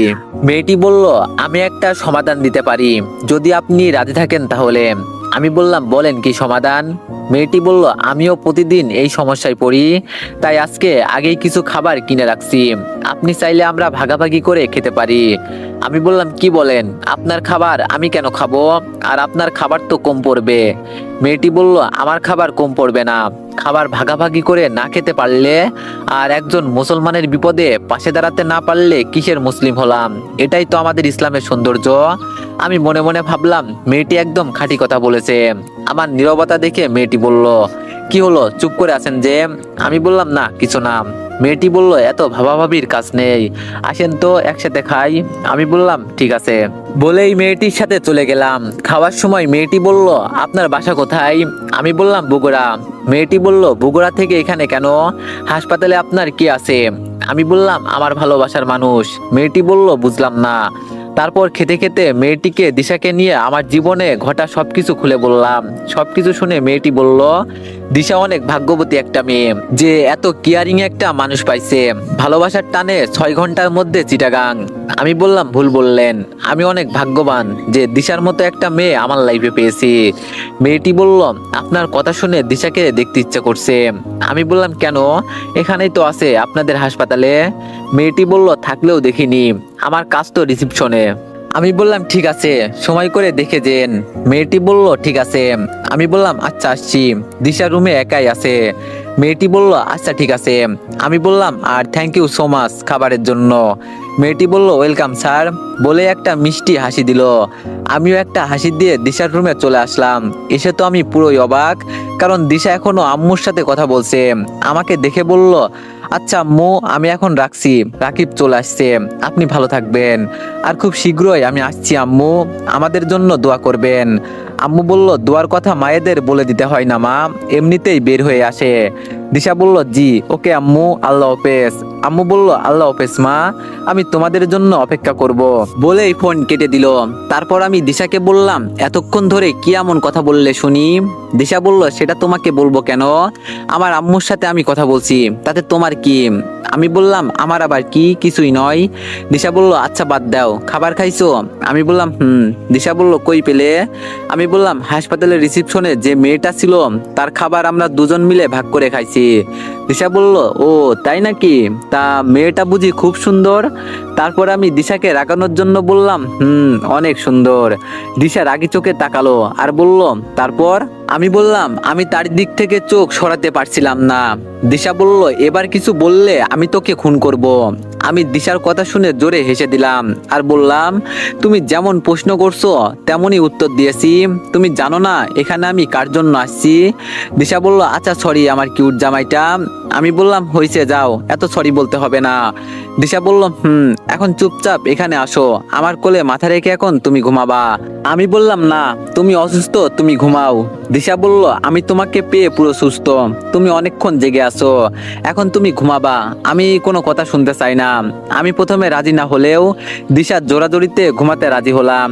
আমি দিশার কাছে গিয়ে দিশার কোলে মাথা রেখে শুয়ে পড়লাম। দিশা বলল, রাকিব।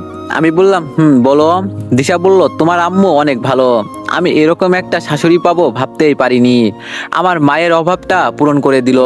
তুমি আমার জীবনে এসে আমার জীবনটাই পরিবর্তন করে দিয়েছো, থ্যাংক ইউ লক্ষ্মীটি। আমি বললাম, তুমি আমার জীবনে এসে আমারও জীবনটা পরিবর্তন করে দিয়েছো, জীবনের মানে বুঝিয়েছো, আমাকে বাঁচতে শিখিয়েছো, তোমাকে অনেক ধন্যবাদ আমার বউ। দিশা বলল, তোমার সাথে কথাই পারবো না লেখক স্যার। আমি বললাম, আচ্ছা বাদ দাও, তুমি এতক্ষণ আম্মুর সাথে কি কথা বললে? দিশা বলল, সেটা তোমাকে বলবো কেন? এটা মেয়ে আর মায়ের সিক্রেট কথা। আমি বললাম, প্লিজ বলো না। দিশা বলল, তোমার ব্যাপারেই বললো মা। আমি বললাম, কি বললো? দিশা বলল, আমি যেন তোমায় কখনো ছেড়ে না যাই। আমি বললাম, তো ছেড়ে যাবে কখনো? দিশা বলল, তোমার কি মনে হয়? আমি বললাম, আমি জানি না, গেলে যাবা, কারণ গিয়ে যদি সুখ খুঁজে পাও তাহলে সেই সুখেই আমি সুখী। দিশা বলল, তুমি কি করে ভাবলা আমি তোমাকে ছেড়ে চলে যাব? আর একবার এরকম বললে আমি কি করব সেটা কিন্তু আমি নিজেও জানি না, বলে দিলাম, ফাজিল ছেলে, বুঝছো? আমি বললাম, বুঝলাম ম্যাম, সরি আর বলবো না। দিশা বলল, মনে থাকে যেন।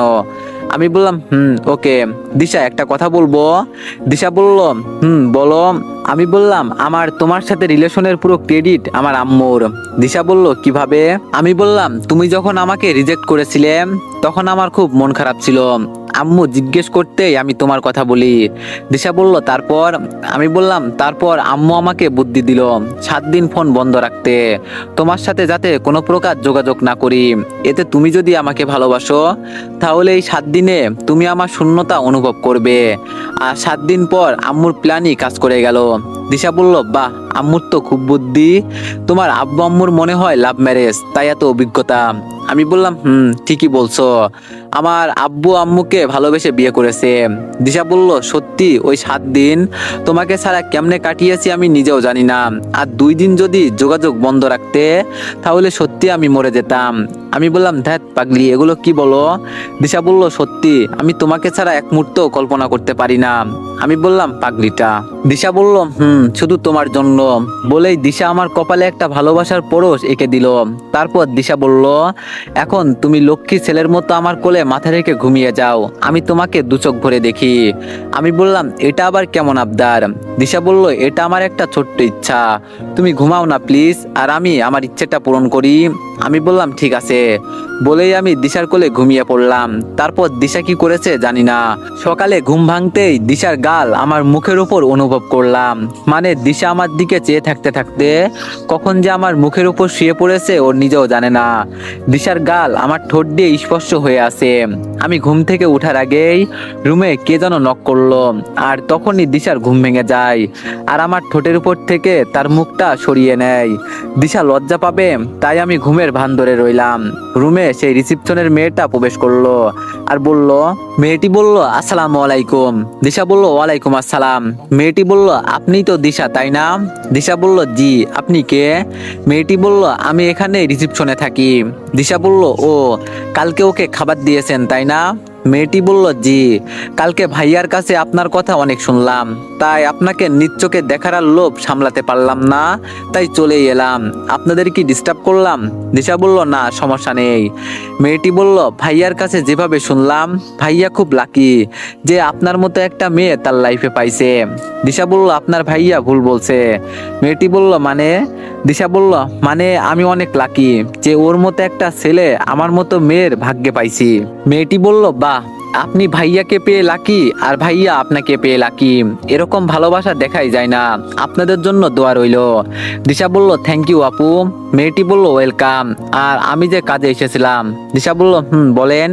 মেয়েটি বলল, খবরটা নাচি দিতে আসতেছিল, কিন্তু আমি যেহেতু আসছি তাই আমি এসে তাকে পাঠিয়ে দিলাম। দিশা বলল, বলেন। মেয়েটি বলল, আপনি এখন পুরোপুরি সুস্থ, আপনাকে রিলিজ দেওয়া হয়েছে, বিল পে করে আপনারা যেতে পারেন। দিশা বলল, বিল কত? মেয়েটি বলল, রিসিপশনে আসুন, বলে দিচ্ছি। দিশা বলল, ওকে। বলেই মেয়েটি চলে গেল। আমি এতক্ষণ সব শুনছিলাম। আমি সত্যি অনেক ভাগ্যবান দিশাকে পেয়ে। তারপর আমি ঘুম থেকে উঠলাম। আমার উঠা দেখে দিশা বলল, তুমি কখন উঠলে? আমি বললাম, মাত্রই উঠলাম। দিশা বলল, যাও ফ্রেশ হয়ে আসো বাইর থেকে, তুমি আসলে আমরা চলে যাব, আমাকে রিলিজ দিয়ে দিয়েছে। আমি বললাম, আচ্ছা ঠিক আছে, তুমি রেডি হয়ে নাও, আমি আসছি। দিশা বলল, ওকে। বলেই আমি ফ্রেশ হতে বাইরে চলে আসলাম। ফ্রেশ হয়ে এসে দেখি দিশা রেডি। আমি দিশাকে বললাম, চলো তাহলে যাওয়া যাক। দিশা বলল, আমার না অনেক ভয় লাগছে। আমি বললাম, কিসের ভয়? দিশা বলল, বিলটা তো অনেক বেশি আসবে, কিভাবে দিব? আমি বললাম, তোমাকে এগুলো চিন্তা করতে বলছি, তুমি শুধু আমার চিন্তা করবা, ওকে? দিশা বলল, তবুও। আমি বললাম, আবার? দিশা বলল, আচ্ছা সরি। আমি বললাম, এখন চলো। দিশা বলল, চলো। বলে আমি আর দিশা রিসিপশনের কাছে চলে আসলাম। তারপর আমি বললাম, হাই।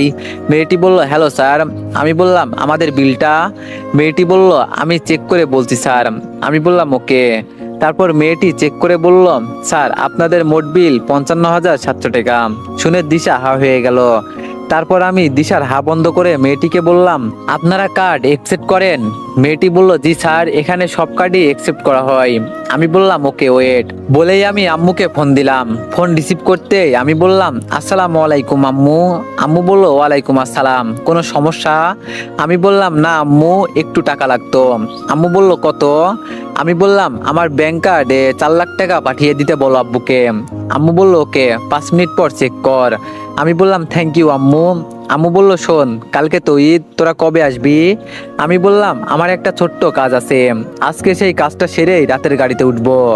আম্মু বলল, আচ্ছা ঠিক আছে, তোদের জন্য অপেক্ষা করব। আমি বললাম, আচ্ছা আম্মু, আল্লাহ হাফেজ।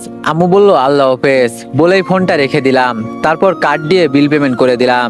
সবশেষে রিসেপশনের মেয়েটিকে ধন্যবাদ ও অগ্রিম ঈদ মোবারক জানিয়ে হাসপাতাল থেকে বেরিয়ে এলাম। দিশা আমার হাতটা শক্ত করে ধরে আছে। তারপর দিশা আমাকে বলল, এখন কি করবা? আমি বললাম আমার একটা ছোট্ট কাজ আছে। দিশা বলল কি কাজ? আমি বললাম আমাকে তোমার চাচার বাসায় নিয়ে চলো। দিশা বলল না, আমি তোমাকে ওখানে নিয়ে যাব না, আর আমিও কখনো ওই বাসাতে যাব না, আমি তোমার সাথে যাব। আমি বললাম ভয় পেও না, আমি তোমাকে আমার সাথে করেই নিয়ে যাব, তুমি একটু নিয়ে চলো প্লিজ। দিশা বলল আমার অনেক ভয় করছে। আমি বললাম আমি আছি তো, আমাকে ভরসা করো না তুমি। দিশা বলল আমার জীবনের সব আশা ভরসাই তো তোমাকে ঘিরে। আমি বললাম তাহলে এত ভয় পাচ্ছ কেন, চলো। দিশা বলল ঠিক আছে, বলে একটা সিএনজি নিলাম, আর যাওয়ার সময় এটিএম বুথ থেকে ব্যাংক কার্ড থেকে টাকা তুলে নিলাম। আধা ঘন্টা পরে দিশার চাচার বাসায় পৌঁছে গেলাম। দিশা কলিং বেল চাপতে ভয় পাচ্ছে, আমি দিশার পিছনে আছি। দিশাকে সাহস জুগিয়ে কলিং বেল চাপ দিতে বললাম। চাপ দিতেই ভিতর থেকে তার চাচি এসে দরজা খুলে দিল। দিশা নিজ দিকে তাকিয়ে আছে। দিশাকে দেখে তার চাচি রাগান্বিত হয়ে চোখ বড় বড় করে বলল, হারামজাদি মেয়ে, পালিয়ে যাওয়া হয়েছিল, সেই তো সুরসুর করে আবার চলে আসাই লাগলো। দিশার চাচির চিৎকারে এতক্ষণে দিশার চাচার চাচাতো বোন রিয়াও এসে দরজার সামনে হাজির হলো। তারপর ওর চাচাকে বলল, দেখছো তোমার ভালো অতি ভদ্র ভাতিজির কাণ্ড, তার জন্য আর এই বাড়িতে জায়গা নয়, ওর বাড়ি এখন রাস্তা, তোর জন্য আর এই বাড়িতে জায়গা নেই, তুই বের হয় এই বাড়ি থেকে, কোন সাহসে এই বাড়িতে পা রাখছিস? বলেই ওর চাচি যেই দিশাকে থাপ্পড় মারতে যাবে তখনই ওনার হাতটা আমি ধরে ফেলি আর বলি, আমি থাকতে দিশার গায়ে একটা ফুলের টোকাও দিতে পারবেন না, থাপ্পড় মারা তো দূরের কথা। বলে ওনার হাতটা ছেড়ে দিলাম। আর তখন উনি বললেন, দেখছো তোমার অতি ভদ্র ভাতিজির কাণ্ড, রূপের জাদু দিয়ে একটাকে ফাঁসিয়েছে, সেজন্যই তো এত পাওয়ার দেখাচ্ছে। তারপর আমি জোরে ধমক দিয়ে বললাম, সেটা। আমার ধমকি শুনে উনি একটু চুপসে গেলেন। তারপর আমি বললাম, আপনি যেমন আপনার চিন্তা ভাবনাও তেমন। রিয়া বলল, ভাইয়া আপনাকে চেনা চেনা লাগছে, আপনাকে আমি ম্যাগাজিনে দেখছি তাই না? চাচি বলল, কিসের ম্যাগাজিন? দিশা বলল, বাংলাদেশের সাকসেসফুল টপ বিজনেসম্যানের একমাত্র ছেলে। ভাইয়া আমি কি ঠিক? আমি বললাম জি। দিশাও আমার দিকে অবাক হয়ে তাকালো, কারণ দিশাকে এটা কখনোই বলিনি। তারপর রিয়া আবার বলল, ভাইয়া আপনি দিশার কে হন? আমি বললাম, আমি দিশার জামাই, দিশা আমার বউ। এবার দিশার চাচিও এখন চুপ করে আছে।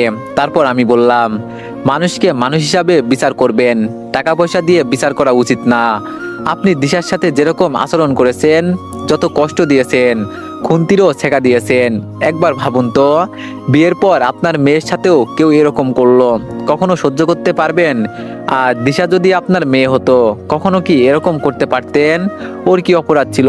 ছোটবেলায় ওর মা আর বাবাকে হারিয়েছে, এটাই কি ওর অপরাধ? আচ্ছা, এখানে ওর দোষ কোথায় বলবেন আমাকে? ছোটবেলা থেকে মায়ের আদর কি কখনো পায়নি, তাই আপনাদের আশ্রয়ে আসে। আর আপনি কি করলেন? ওকে কাজের মেয়ে বানিয়ে দিলেন। তাহলে ওর মনে মায়ের সম্মান কোথায় গিয়ে দাঁড়ালো? একবার কি ভাবছেন?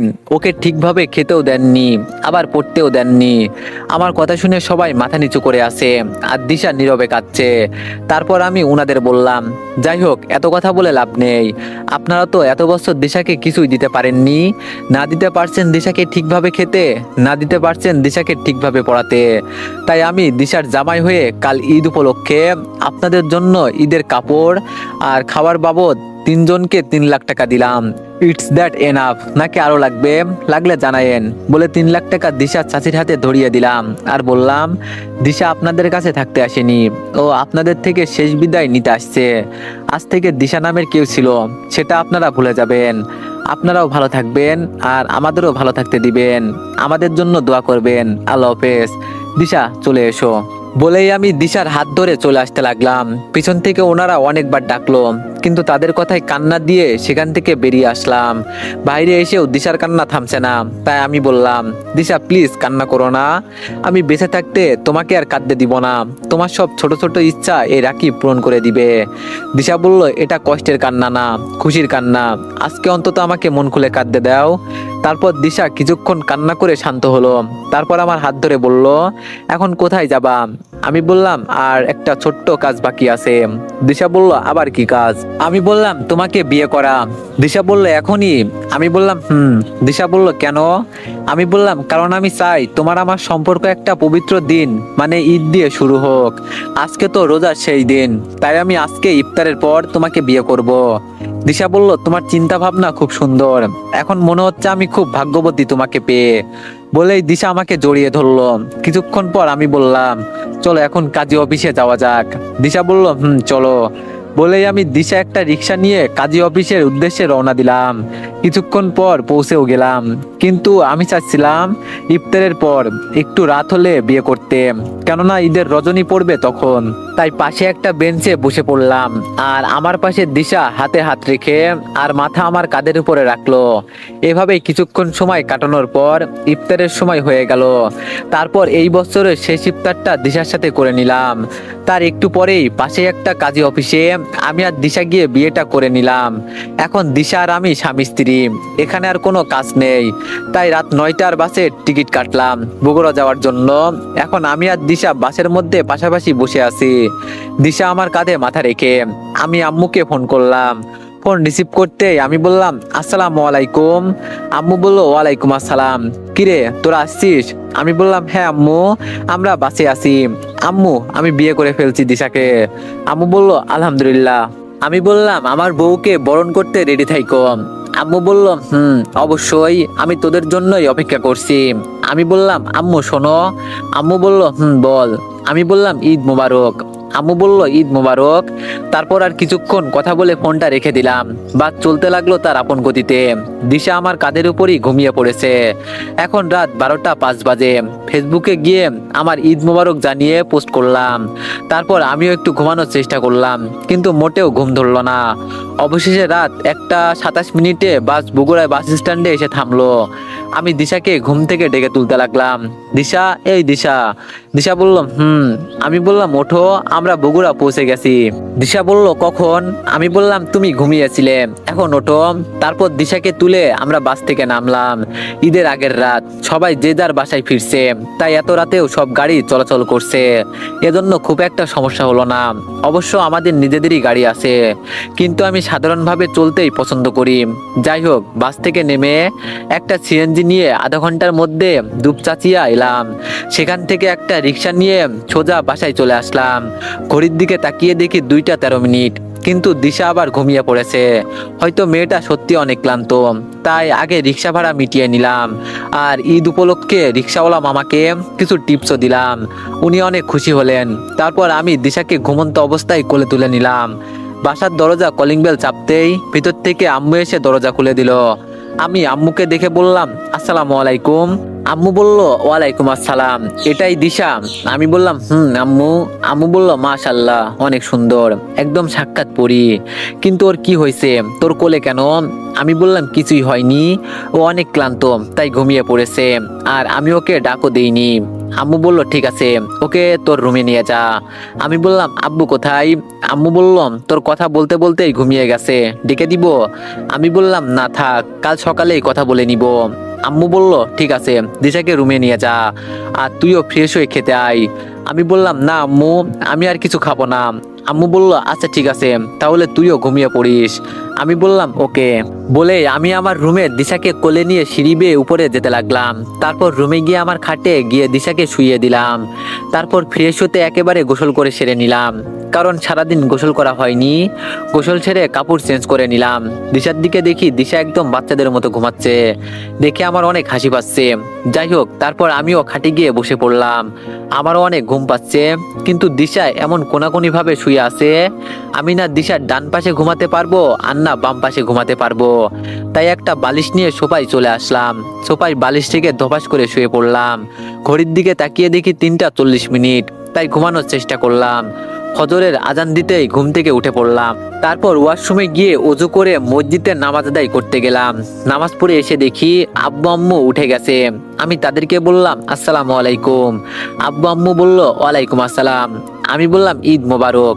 আব্বু আম্মু বলল, ঈদ মোবারক। আমি বললাম, তোমরা এত সকালে এখানে দাঁড়িয়ে আছো যে? আম্মু বলল, তোর জন্যই অপেক্ষা করছিলাম। আমি বললাম, কেন? আম্মু বলল, তোর আব্বু তো দিশাকে দেখেনি, আর কালকে আমিও দিশাকে কিছু দিয়ে বরণ করতে পারিনি, তাই চল আমরা একসাথে গিয়ে দিশাকে সারপ্রাইজ গুলো দিই। আমি বললাম, আচ্ছা ঠিক আছে, চলো। বলেই আমি আব্বু আর আম্মু সবাই মিলে আমার রুমে চলে আসলাম। এসে দেখি দিশা উঠে নামাজ আদায় করছে। আমার রুমটা অনেক সুন্দর করে গুছিয়েছে। এত কম সময়ে এত কিছু কেমনে বুঝতে পারলাম না। যাই হোক, আমরা দাঁড়িয়ে আছি। দিশা নামাজ শেষ করে জায়নামাজ থেকে উঠে ইশারায় জিজ্ঞাসা করলেন, ইনারা কে? তাই আমি বলে উঠলাম, দিশা শোনো, এটা আমার আম্মু আর এটা আমার আব্বু। দিশা বলল, ওয়ালাইকুম আসসালাম আব্বু আম্মু। বলেই দিশা পায়ে হাত দিয়ে সালাম করতে গেল। তখনই আম্মু দিশাকে ধরে উপরে তুলে বলে উঠল, ওয়ালাইকুম আসসালাম মা। থাক থাক, পায়ে হাত দিয়ে সালাম করতে হবে না। তুমি তো কাল রাতে ঘুমিয়ে পড়েছিলে, রাকিব তোমাকে কোলে করে নিয়ে এসেছে, তাই ঠিকভাবে দেখিনি আর বরণও করতে পারিনি, তাই এখন এলাম। দিশা বলল, অনেক ভালো করেছেন আম্মু। সরি, কাল রাতে একটু ক্লান্ত ছিলাম। আম্মু বলল, সমস্যা নেই মা। দিশা বলল, আব্বু আপনি কেমন আছেন? আব্বু বলল, আমি আলহামদুলিল্লাহ ভালো আছি মামুনি, তুমি কেমন আছো? দিশা বলল, আপনাদের পেয়ে অনেক ভালো হয়ে গেছি আব্বু। আব্বু বলল, মামুনি আজকে তো ঈদ, তাই ঈদ উপলক্ষে তোমাকে আমি নেকলেস উপহার দিলাম, দেখো তো পছন্দ হয়েছে কিনা। আম্মু বলল, দিশা আমি তোমার জন্য এই শাড়ি কিনে রাখছিলাম, আর আমার তরফ থেকে ঈদ উপলক্ষে এই আংটিটা তোমার জন্য, দেখো তো এগুলো পছন্দ হয়েছে কিনা। দিশা বলল, এগুলো খুব সুন্দর আব্বু আম্মু। বলেই দিশার চোখটা পানিতে ছলছল করে উঠলো। তা আম্মু দেখে বলল, আরে আরে বোকা মেয়ে, কাঁদছো কেন? এই খুশির দিনে কেউ কাঁদে? দিশা বলল, আসলে এভাবে আমাকে কেউ ভালোবাসেনি, সবার শুধু অবহেলারই পাত্র হয়েছি।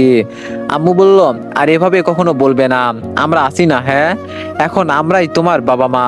এরপর এগুলো বলবে বা কাঁদলে আমাদের চেয়ে খারাপ কেউ হবে না, বুঝলে?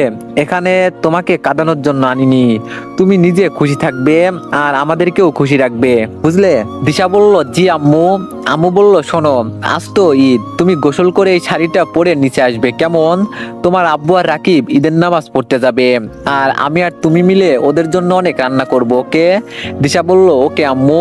এতক্ষণ আমি শুধু দিশা, আম্মু আর আব্বুর কথা শুনেই যাচ্ছিলাম, আমি কিছু বলছিলাম না। ওনাদের কথা শেষ হতেই আমি অভিমানী কণ্ঠে বলে উঠলাম, বাহ, ছেলের বউকে পেয়ে ছেলেকেই তো ভুলে গেলে আব্বু আম্মু। দিশা বলল, হ্যাঁ তাই ভাবো, এখন থেকে তারা আমার আব্বু আম্মু। বলেই দিশা আম্মুকে জড়িয়ে ধরলো। তাই আমিও আব্বু আম্মু দুজনকেই জড়িয়ে ধরে বললাম, বললেই হলো, এটা শুধু আমারই আব্বু আম্মু, আমি তাদের ভাগ কাউকে দিব না। তখন আম্মু হাসতে হাসতে বলল, আচ্ছা ঝগড়া করো না তোরা, আমরা দুজনেই তোদের আব্বু আম্মু। তারপর আব্বু আম্মু নিচে চলে গেল। আমি দিশাকে বললাম, দিশা তুমি খুশি তো? দিশা বলল, আমি অনেক খুশি। আমি বললাম, ওকে, এখন যাও গোসল করে আসো। আম্মু কি বলল শোনোনি? এই শাড়ি পরে আম্মুর সাথে রান্নায় হেল্প করতে হবে। দিশা বলল, আগে তুমি যাও, তোমার তো ঈদের নামাজ পড়তে যেতে হবে। আমি বললাম, তাহলে চলো দুজন একসাথে করি। বলেই আমি দুষ্টামি হাসি দিলাম। দিশা আমার দুষ্টামি ধরে ফেলে মুচকে হাসি দিয়ে বলল, এই যাও তো তুমি। বলেই আমাকে ওয়াশরুমে ধাক্কা দিতে দিতে নিয়ে গেল দিশা। আমি আবার বললাম, একসাথে করলে কিন্তু ভালোই হতো। দিশা বলল, আবার? বলেই ওয়াশরুমের ভিতরে পাঠিয়ে দিয়ে বাইর থেকে দরজা আটকে দিল। দিশা বলল, রাকিব শোনো। আমি বললাম, বলো, একসাথে গোসল করবে? দিশা বলল, আবার ফাজলামি করে। আমি বললাম, আচ্ছা সরি, বলো কি বলবে। দিশা বলল, গোসল করে কাপড়গুলো রেখে এসো, আমি কেচে দিব। আমি বললাম, আচ্ছা। তারপর আর কিছু না বলে গোসলটা করে নিলাম, টাওয়াল পরে আসি। আমি দিশাকে বললাম, দিশা দরজাটা খুলে দাও, আমার হয়ে গেছে। দিশা বলল, সত্যিই তো? আমি বললাম, সত্যি। তারপর দিশা বাইর থেকে দরজা খুলে দিল, আমি বের হয়ে আসলাম। তারপর দিশা আবার গোসল করতে ওয়াশরুমে গেল, গিয়ে আমার কাপড় আগে কেচে দিল। তারপর দিশাও গোসল ছেড়ে বাইরে আসলো। ততক্ষণে আমি ঈদের পাঞ্জাবি আর পায়জামা পরে রেডি হলাম। দিশা আমাকে বলল, রাকিব তুমি একটু বাইরে যাও, আমি শাড়ি পরবো। আমি বললাম, আচ্ছা ঠিক আছে। দিশা বলল, কিন্তু দরজাতেই থাকবে, আমি শাড়ি পরে প্রথমে তোমাকেই দেখতে চাই। আমি বললাম, আচ্ছা। বলেই আমি দরজার পাশে দাঁড়িয়ে রইলাম। প্রায় 15 মিনিট পর দিশা ভিতর থেকে ডেকে বলল, রাকিব তুমি ভিতরে আসতে পারো। তারপর আমি দরজা খুলে ভিতরে প্রবেশ করতেই দেখি দিশা শাড়ি পরেছে ঠিকই, কিন্তু একদম ঠিকভাবে পরতে পারিনি। আমি এরকম শাড়ি পরা দেখে অনেক জোরে হেসে উঠলাম। আমার হাসি দেখে দিশা চোখ বড় বড় করে আমার দিকে তাকিয়ে বলল, এই খবরদার হাসবা না। আমি বললাম, হাসবো না তো কি করব, এটা শাড়ি পরা হয়েছে। দিশা বলল, তো দেখতেই যখন পারছো, তখন তোমার শাড়ি পরিয়ে দিতে কি হচ্ছে? আমি বললাম, তো সেটা কি আমায় বলছো? দিশা বলল, বলতে হবে কেন, তুমি দেখতে পারছো না নাকি বউকেও পরিয়ে দিতে লজ্জা পাচ্ছ? আমি বললাম, আরে না, লজ্জা পাবো কেন? তারপর আমি দিশার কাছে গিয়ে বললাম, আমি বললাম খুলে ফেলো। দিশা অবাক হয়ে তাকিয়ে বলল, কি খুলবো? আমি বললাম, আরে শাড়ি খোলো, ঠিকভাবে পরিয়ে দিই। দিশা বলল, আচ্ছা। তারপর আমি দিশাকে সুন্দর করে শাড়ি পরাতে লাগলাম। শাড়ি পরানোর সময় দিশা আমাকে বলল, আচ্ছা তুমি এত সুন্দর করে শাড়ি পরাতে পারো কেমনে? আগে কাকে পরিয়েছো? দিশাকে রাগানোর জন্য বললাম, পরিয়েছি তো। দিশা চোখ বড় বড় করে বলল, কাকে পরিয়েছো? আমি বললাম, আমার মামাতো বোনকে। দিশা রাগী কণ্ঠে আর চোখ লাল করে আমাকে বলল, তারপর? আমি বললাম, তারপর তো আমি তার থেকে চোখ সরাতেই পারছিলাম না। দিশা বলল, যা তুই তোর মামাতো বোনের কাছেই যা, আমাকে শাড়ি পরাতে হবে না। আমি শাড়ির কুচি করছিলাম। এ কথা বলতেই দিশা আমার থেকে কুচিটা কেড়ে নিয়ে মুখ গোমড়া করে অন্যদিকে তাকালো। তারপর আমি বললাম, সত্যিই কি যাব? দিশা বলল, যা, কে আটকিয়েছে? আমি বললাম, ঠিক আছে আমি চলেই যাই, আমার জন্য হয়তো মামাতো বোন শ্যামাই নিয়ে অপেক্ষা করছে। এ কথা বলা মাত্রই দিশা ওই অবস্থায় আমার কাছে এসে অনেক শক্ত করে জড়িয়ে ধরে বলল, কুত্তা, তুই শুধু গিয়ে দেখ, আমার চেয়ে খারাপ কেউ হবে না, আমি তোকে যেতে দিব না, তুই শুধু আমাকে শাড়ি পরাবি। তারপর আমি দিশার দিকে তাকিয়ে বললাম, এটা কি করলে? আবার প্রথম থেকে শাড়ি পরাইতে হবে? দিশা বলল, তো পরাও। তারপর আমি আবার দিশাকে শাড়ি পরিয়ে দিতে লাগলাম। খুশি করে দিশাকে বললাম, নাও এটা তুমি গুজে দাও। দিশা বলল, আমি পারি না, তুমিই দাও। তারপর আমি দিশার নাভির নিচে শাড়ির কুচিটা গুজে দিলাম। দিশা আমার স্পর্শ পেয়ে একদম কেঁপে উঠলো। তারপর দিশা আবার আমাকে জড়িয়ে ধরলো। কিছুক্ষণ পর আমি দিশাকে বললাম, দিশা ছাড়ো আমাকে, নামাজ পড়তে যেতে হবে তো। তারপর দিশা আমাকে ছেড়ে দিল। আমি আর আব্বু ঈদের নামাজ পড়তে মাঠে চলে আসলাম। আর দিশা আম্মুর রান্নায় হেল্প করতে লাগলো। নামাজ শেষে আমি আর আব্বু কোলাকুলি করলাম। তারপর বাসায় চলে আসলাম। বাসায় এসে আসসালামু আলাইকুম, আম্মু বলল, ওয়ালাইকুম আসসালাম। রান্না শেষ, আমি ফ্রেশ হয়ে আসি, তারপর সবাই একসাথে খাবো, দিশা উপরে আছে, ডেকে নিয়ে আই। আমি বললাম, আচ্ছা আম্মু। বলেই আমি আমার রুমে চলে আসলাম। আমাকে দেখেই দিশা বলল, আসসালামু আলাইকুম। আমি বললাম, ওয়ালাইকুম আসসালাম, ঈদ মুবারক। দিশা বলল, ঈদ মুবারক। বলেই দিশা আমার পায়ে হাত দিয়ে সালাম করলো। তারপর আমাকে বলল, এখন আমার সালামি দাও। আমি বললাম, ও আচ্ছা, এই জন্য সালাম করা হচ্ছে ম্যাডামের। দিশা বলল, এখন বেশি না কথা বলে সালামি দাও। আমি বললাম, কত টাকা নিবে বলো। দিশা বলল, তুমি যা দিবে তাতেই খুশি। তারপর আমি দিশাকে 3,000 টাকা দিলাম। দিশা অনেক খুশি হয়ে আমার গালে একটা পাপ্পি দিল। তারপর লজ্জা পেয়ে এক দৌড়ে নিচে চলে গেল। আর এইদিকে আমিও লজ্জায় লাল হয়ে গেছি। একটু পর আমিও নিচে গেলাম। গিয়ে দেখলাম দিশা আব্বুকে সালাম করছে। তারপর বলল, আব্বু এখন আমার সালামি দেন। আব্বু কত টাকা দিয়েছে জানি না, আম্মুকে সালাম করে সালামি নিয়েছে। দিশা আসাতে আমাদের বাড়িটা খুশিতে পুরো মাতিয়া রাখছে। তারপর সবাই মিলে খাওয়া দাওয়া করে নিলাম। আম্মু আর দিশা মিলে আমার পছন্দের অনেক কিছু রান্না করেছে। খাওয়া শেষে আম্মু বলল, রাকিব, এই সেমাইটা একটু টেস্ট কর। আমি বললাম, আম্মু তুমি তো জানো আমি মিষ্টি খুব একটা পছন্দ করি না। আম্মু বলল, কিন্তু দিশা নিজের হাতে তোর জন্য বানিয়েছে। আমি বললাম, ও আচ্ছা, তাহলে তো খেতেই হয়। বলে আমি সেমাইটা টেস্ট করলাম। তারপর বললাম, অনেক সুন্দর হয়েছে, এগুলো পুরোটা আমি খাবো। খাওয়া শেষে আমি রুমে আসলাম। একটু পর দিশাও আসলো। আমি দিশাকে বললাম, দিশা রেডি হও। দিশা বলল, কেন? আমি বললাম, তোমাকে নিয়ে ঘুরতে যাব। দিশা বলল, সত্যি? আমি বললাম, দিশা অনেক খুশি হয়ে রেডি হতে লাগলো। রেডি হয়ে নিচে এসে আম্মুকে বলে আমরা বেরিয়ে পড়লাম। একটা রিক্সা নিয়ে সারাদিন অনেক ঘুরলাম। দিশাকে অনেক কিছু কিনে দিলাম, অনেক কিছু খাওয়ালাম। তারপর সন্ধ্যায় আমরা বাসায় ফিরি। এসে ফ্রেশ হয়ে রুমে গিয়ে শুয়ে আসি। আর দিশা আম্মুর সাথে আজকে সারাদিনের গল্প করছে, কি করেছে, কি খাইছে এগুলো। রাতের খাওয়ার শেষে আমি আম্মুকে বললাম, আম্মু ওই সেমাই কি আছে? আম্মু বলল, না, কি করে থাকবে, তুই তো সকালে শেষ করেছিস। তারপর খাওয়া শেষ করে একটু ছাদে আসলাম। একটু পর দিশা আমাকে রুমে খুঁজে না পেয়ে সেও ছাদে আসলো। এসেই কোনো কথা না বলে আমার কোলে চুপ করে বসে পড়লো। তারপর বুকে মাথা রাখলো। আমি বললাম কি হয়েছে? দিশা বলল, কিছু না, তোমার বুকে মাথা রাখতে ইচ্ছে করছে। আমি বললাম, সারা জীবন এভাবে থাকতে পারবে? দিশা বলল, সারা জীবন এভাবে আগলে রাখলে পৃথিবীর সব থেকে ভাগ্যবতী মেয়ে আমি হব। আমি বললাম, তোমাকে সারা জীবন আমার ভালোবাসার শিকল দিয়ে আমার সাথে বেঁধে রাখবো। দিশা বলল, আমিও সারা জীবন এভাবে বন্দি থাকতে চাই তোমার বাহু ডোরে। তারপর দিশা চুপটি করে আমার বুকে মাথা রেখে দুজনই চাঁদনি বিলাস করতে লাগলাম।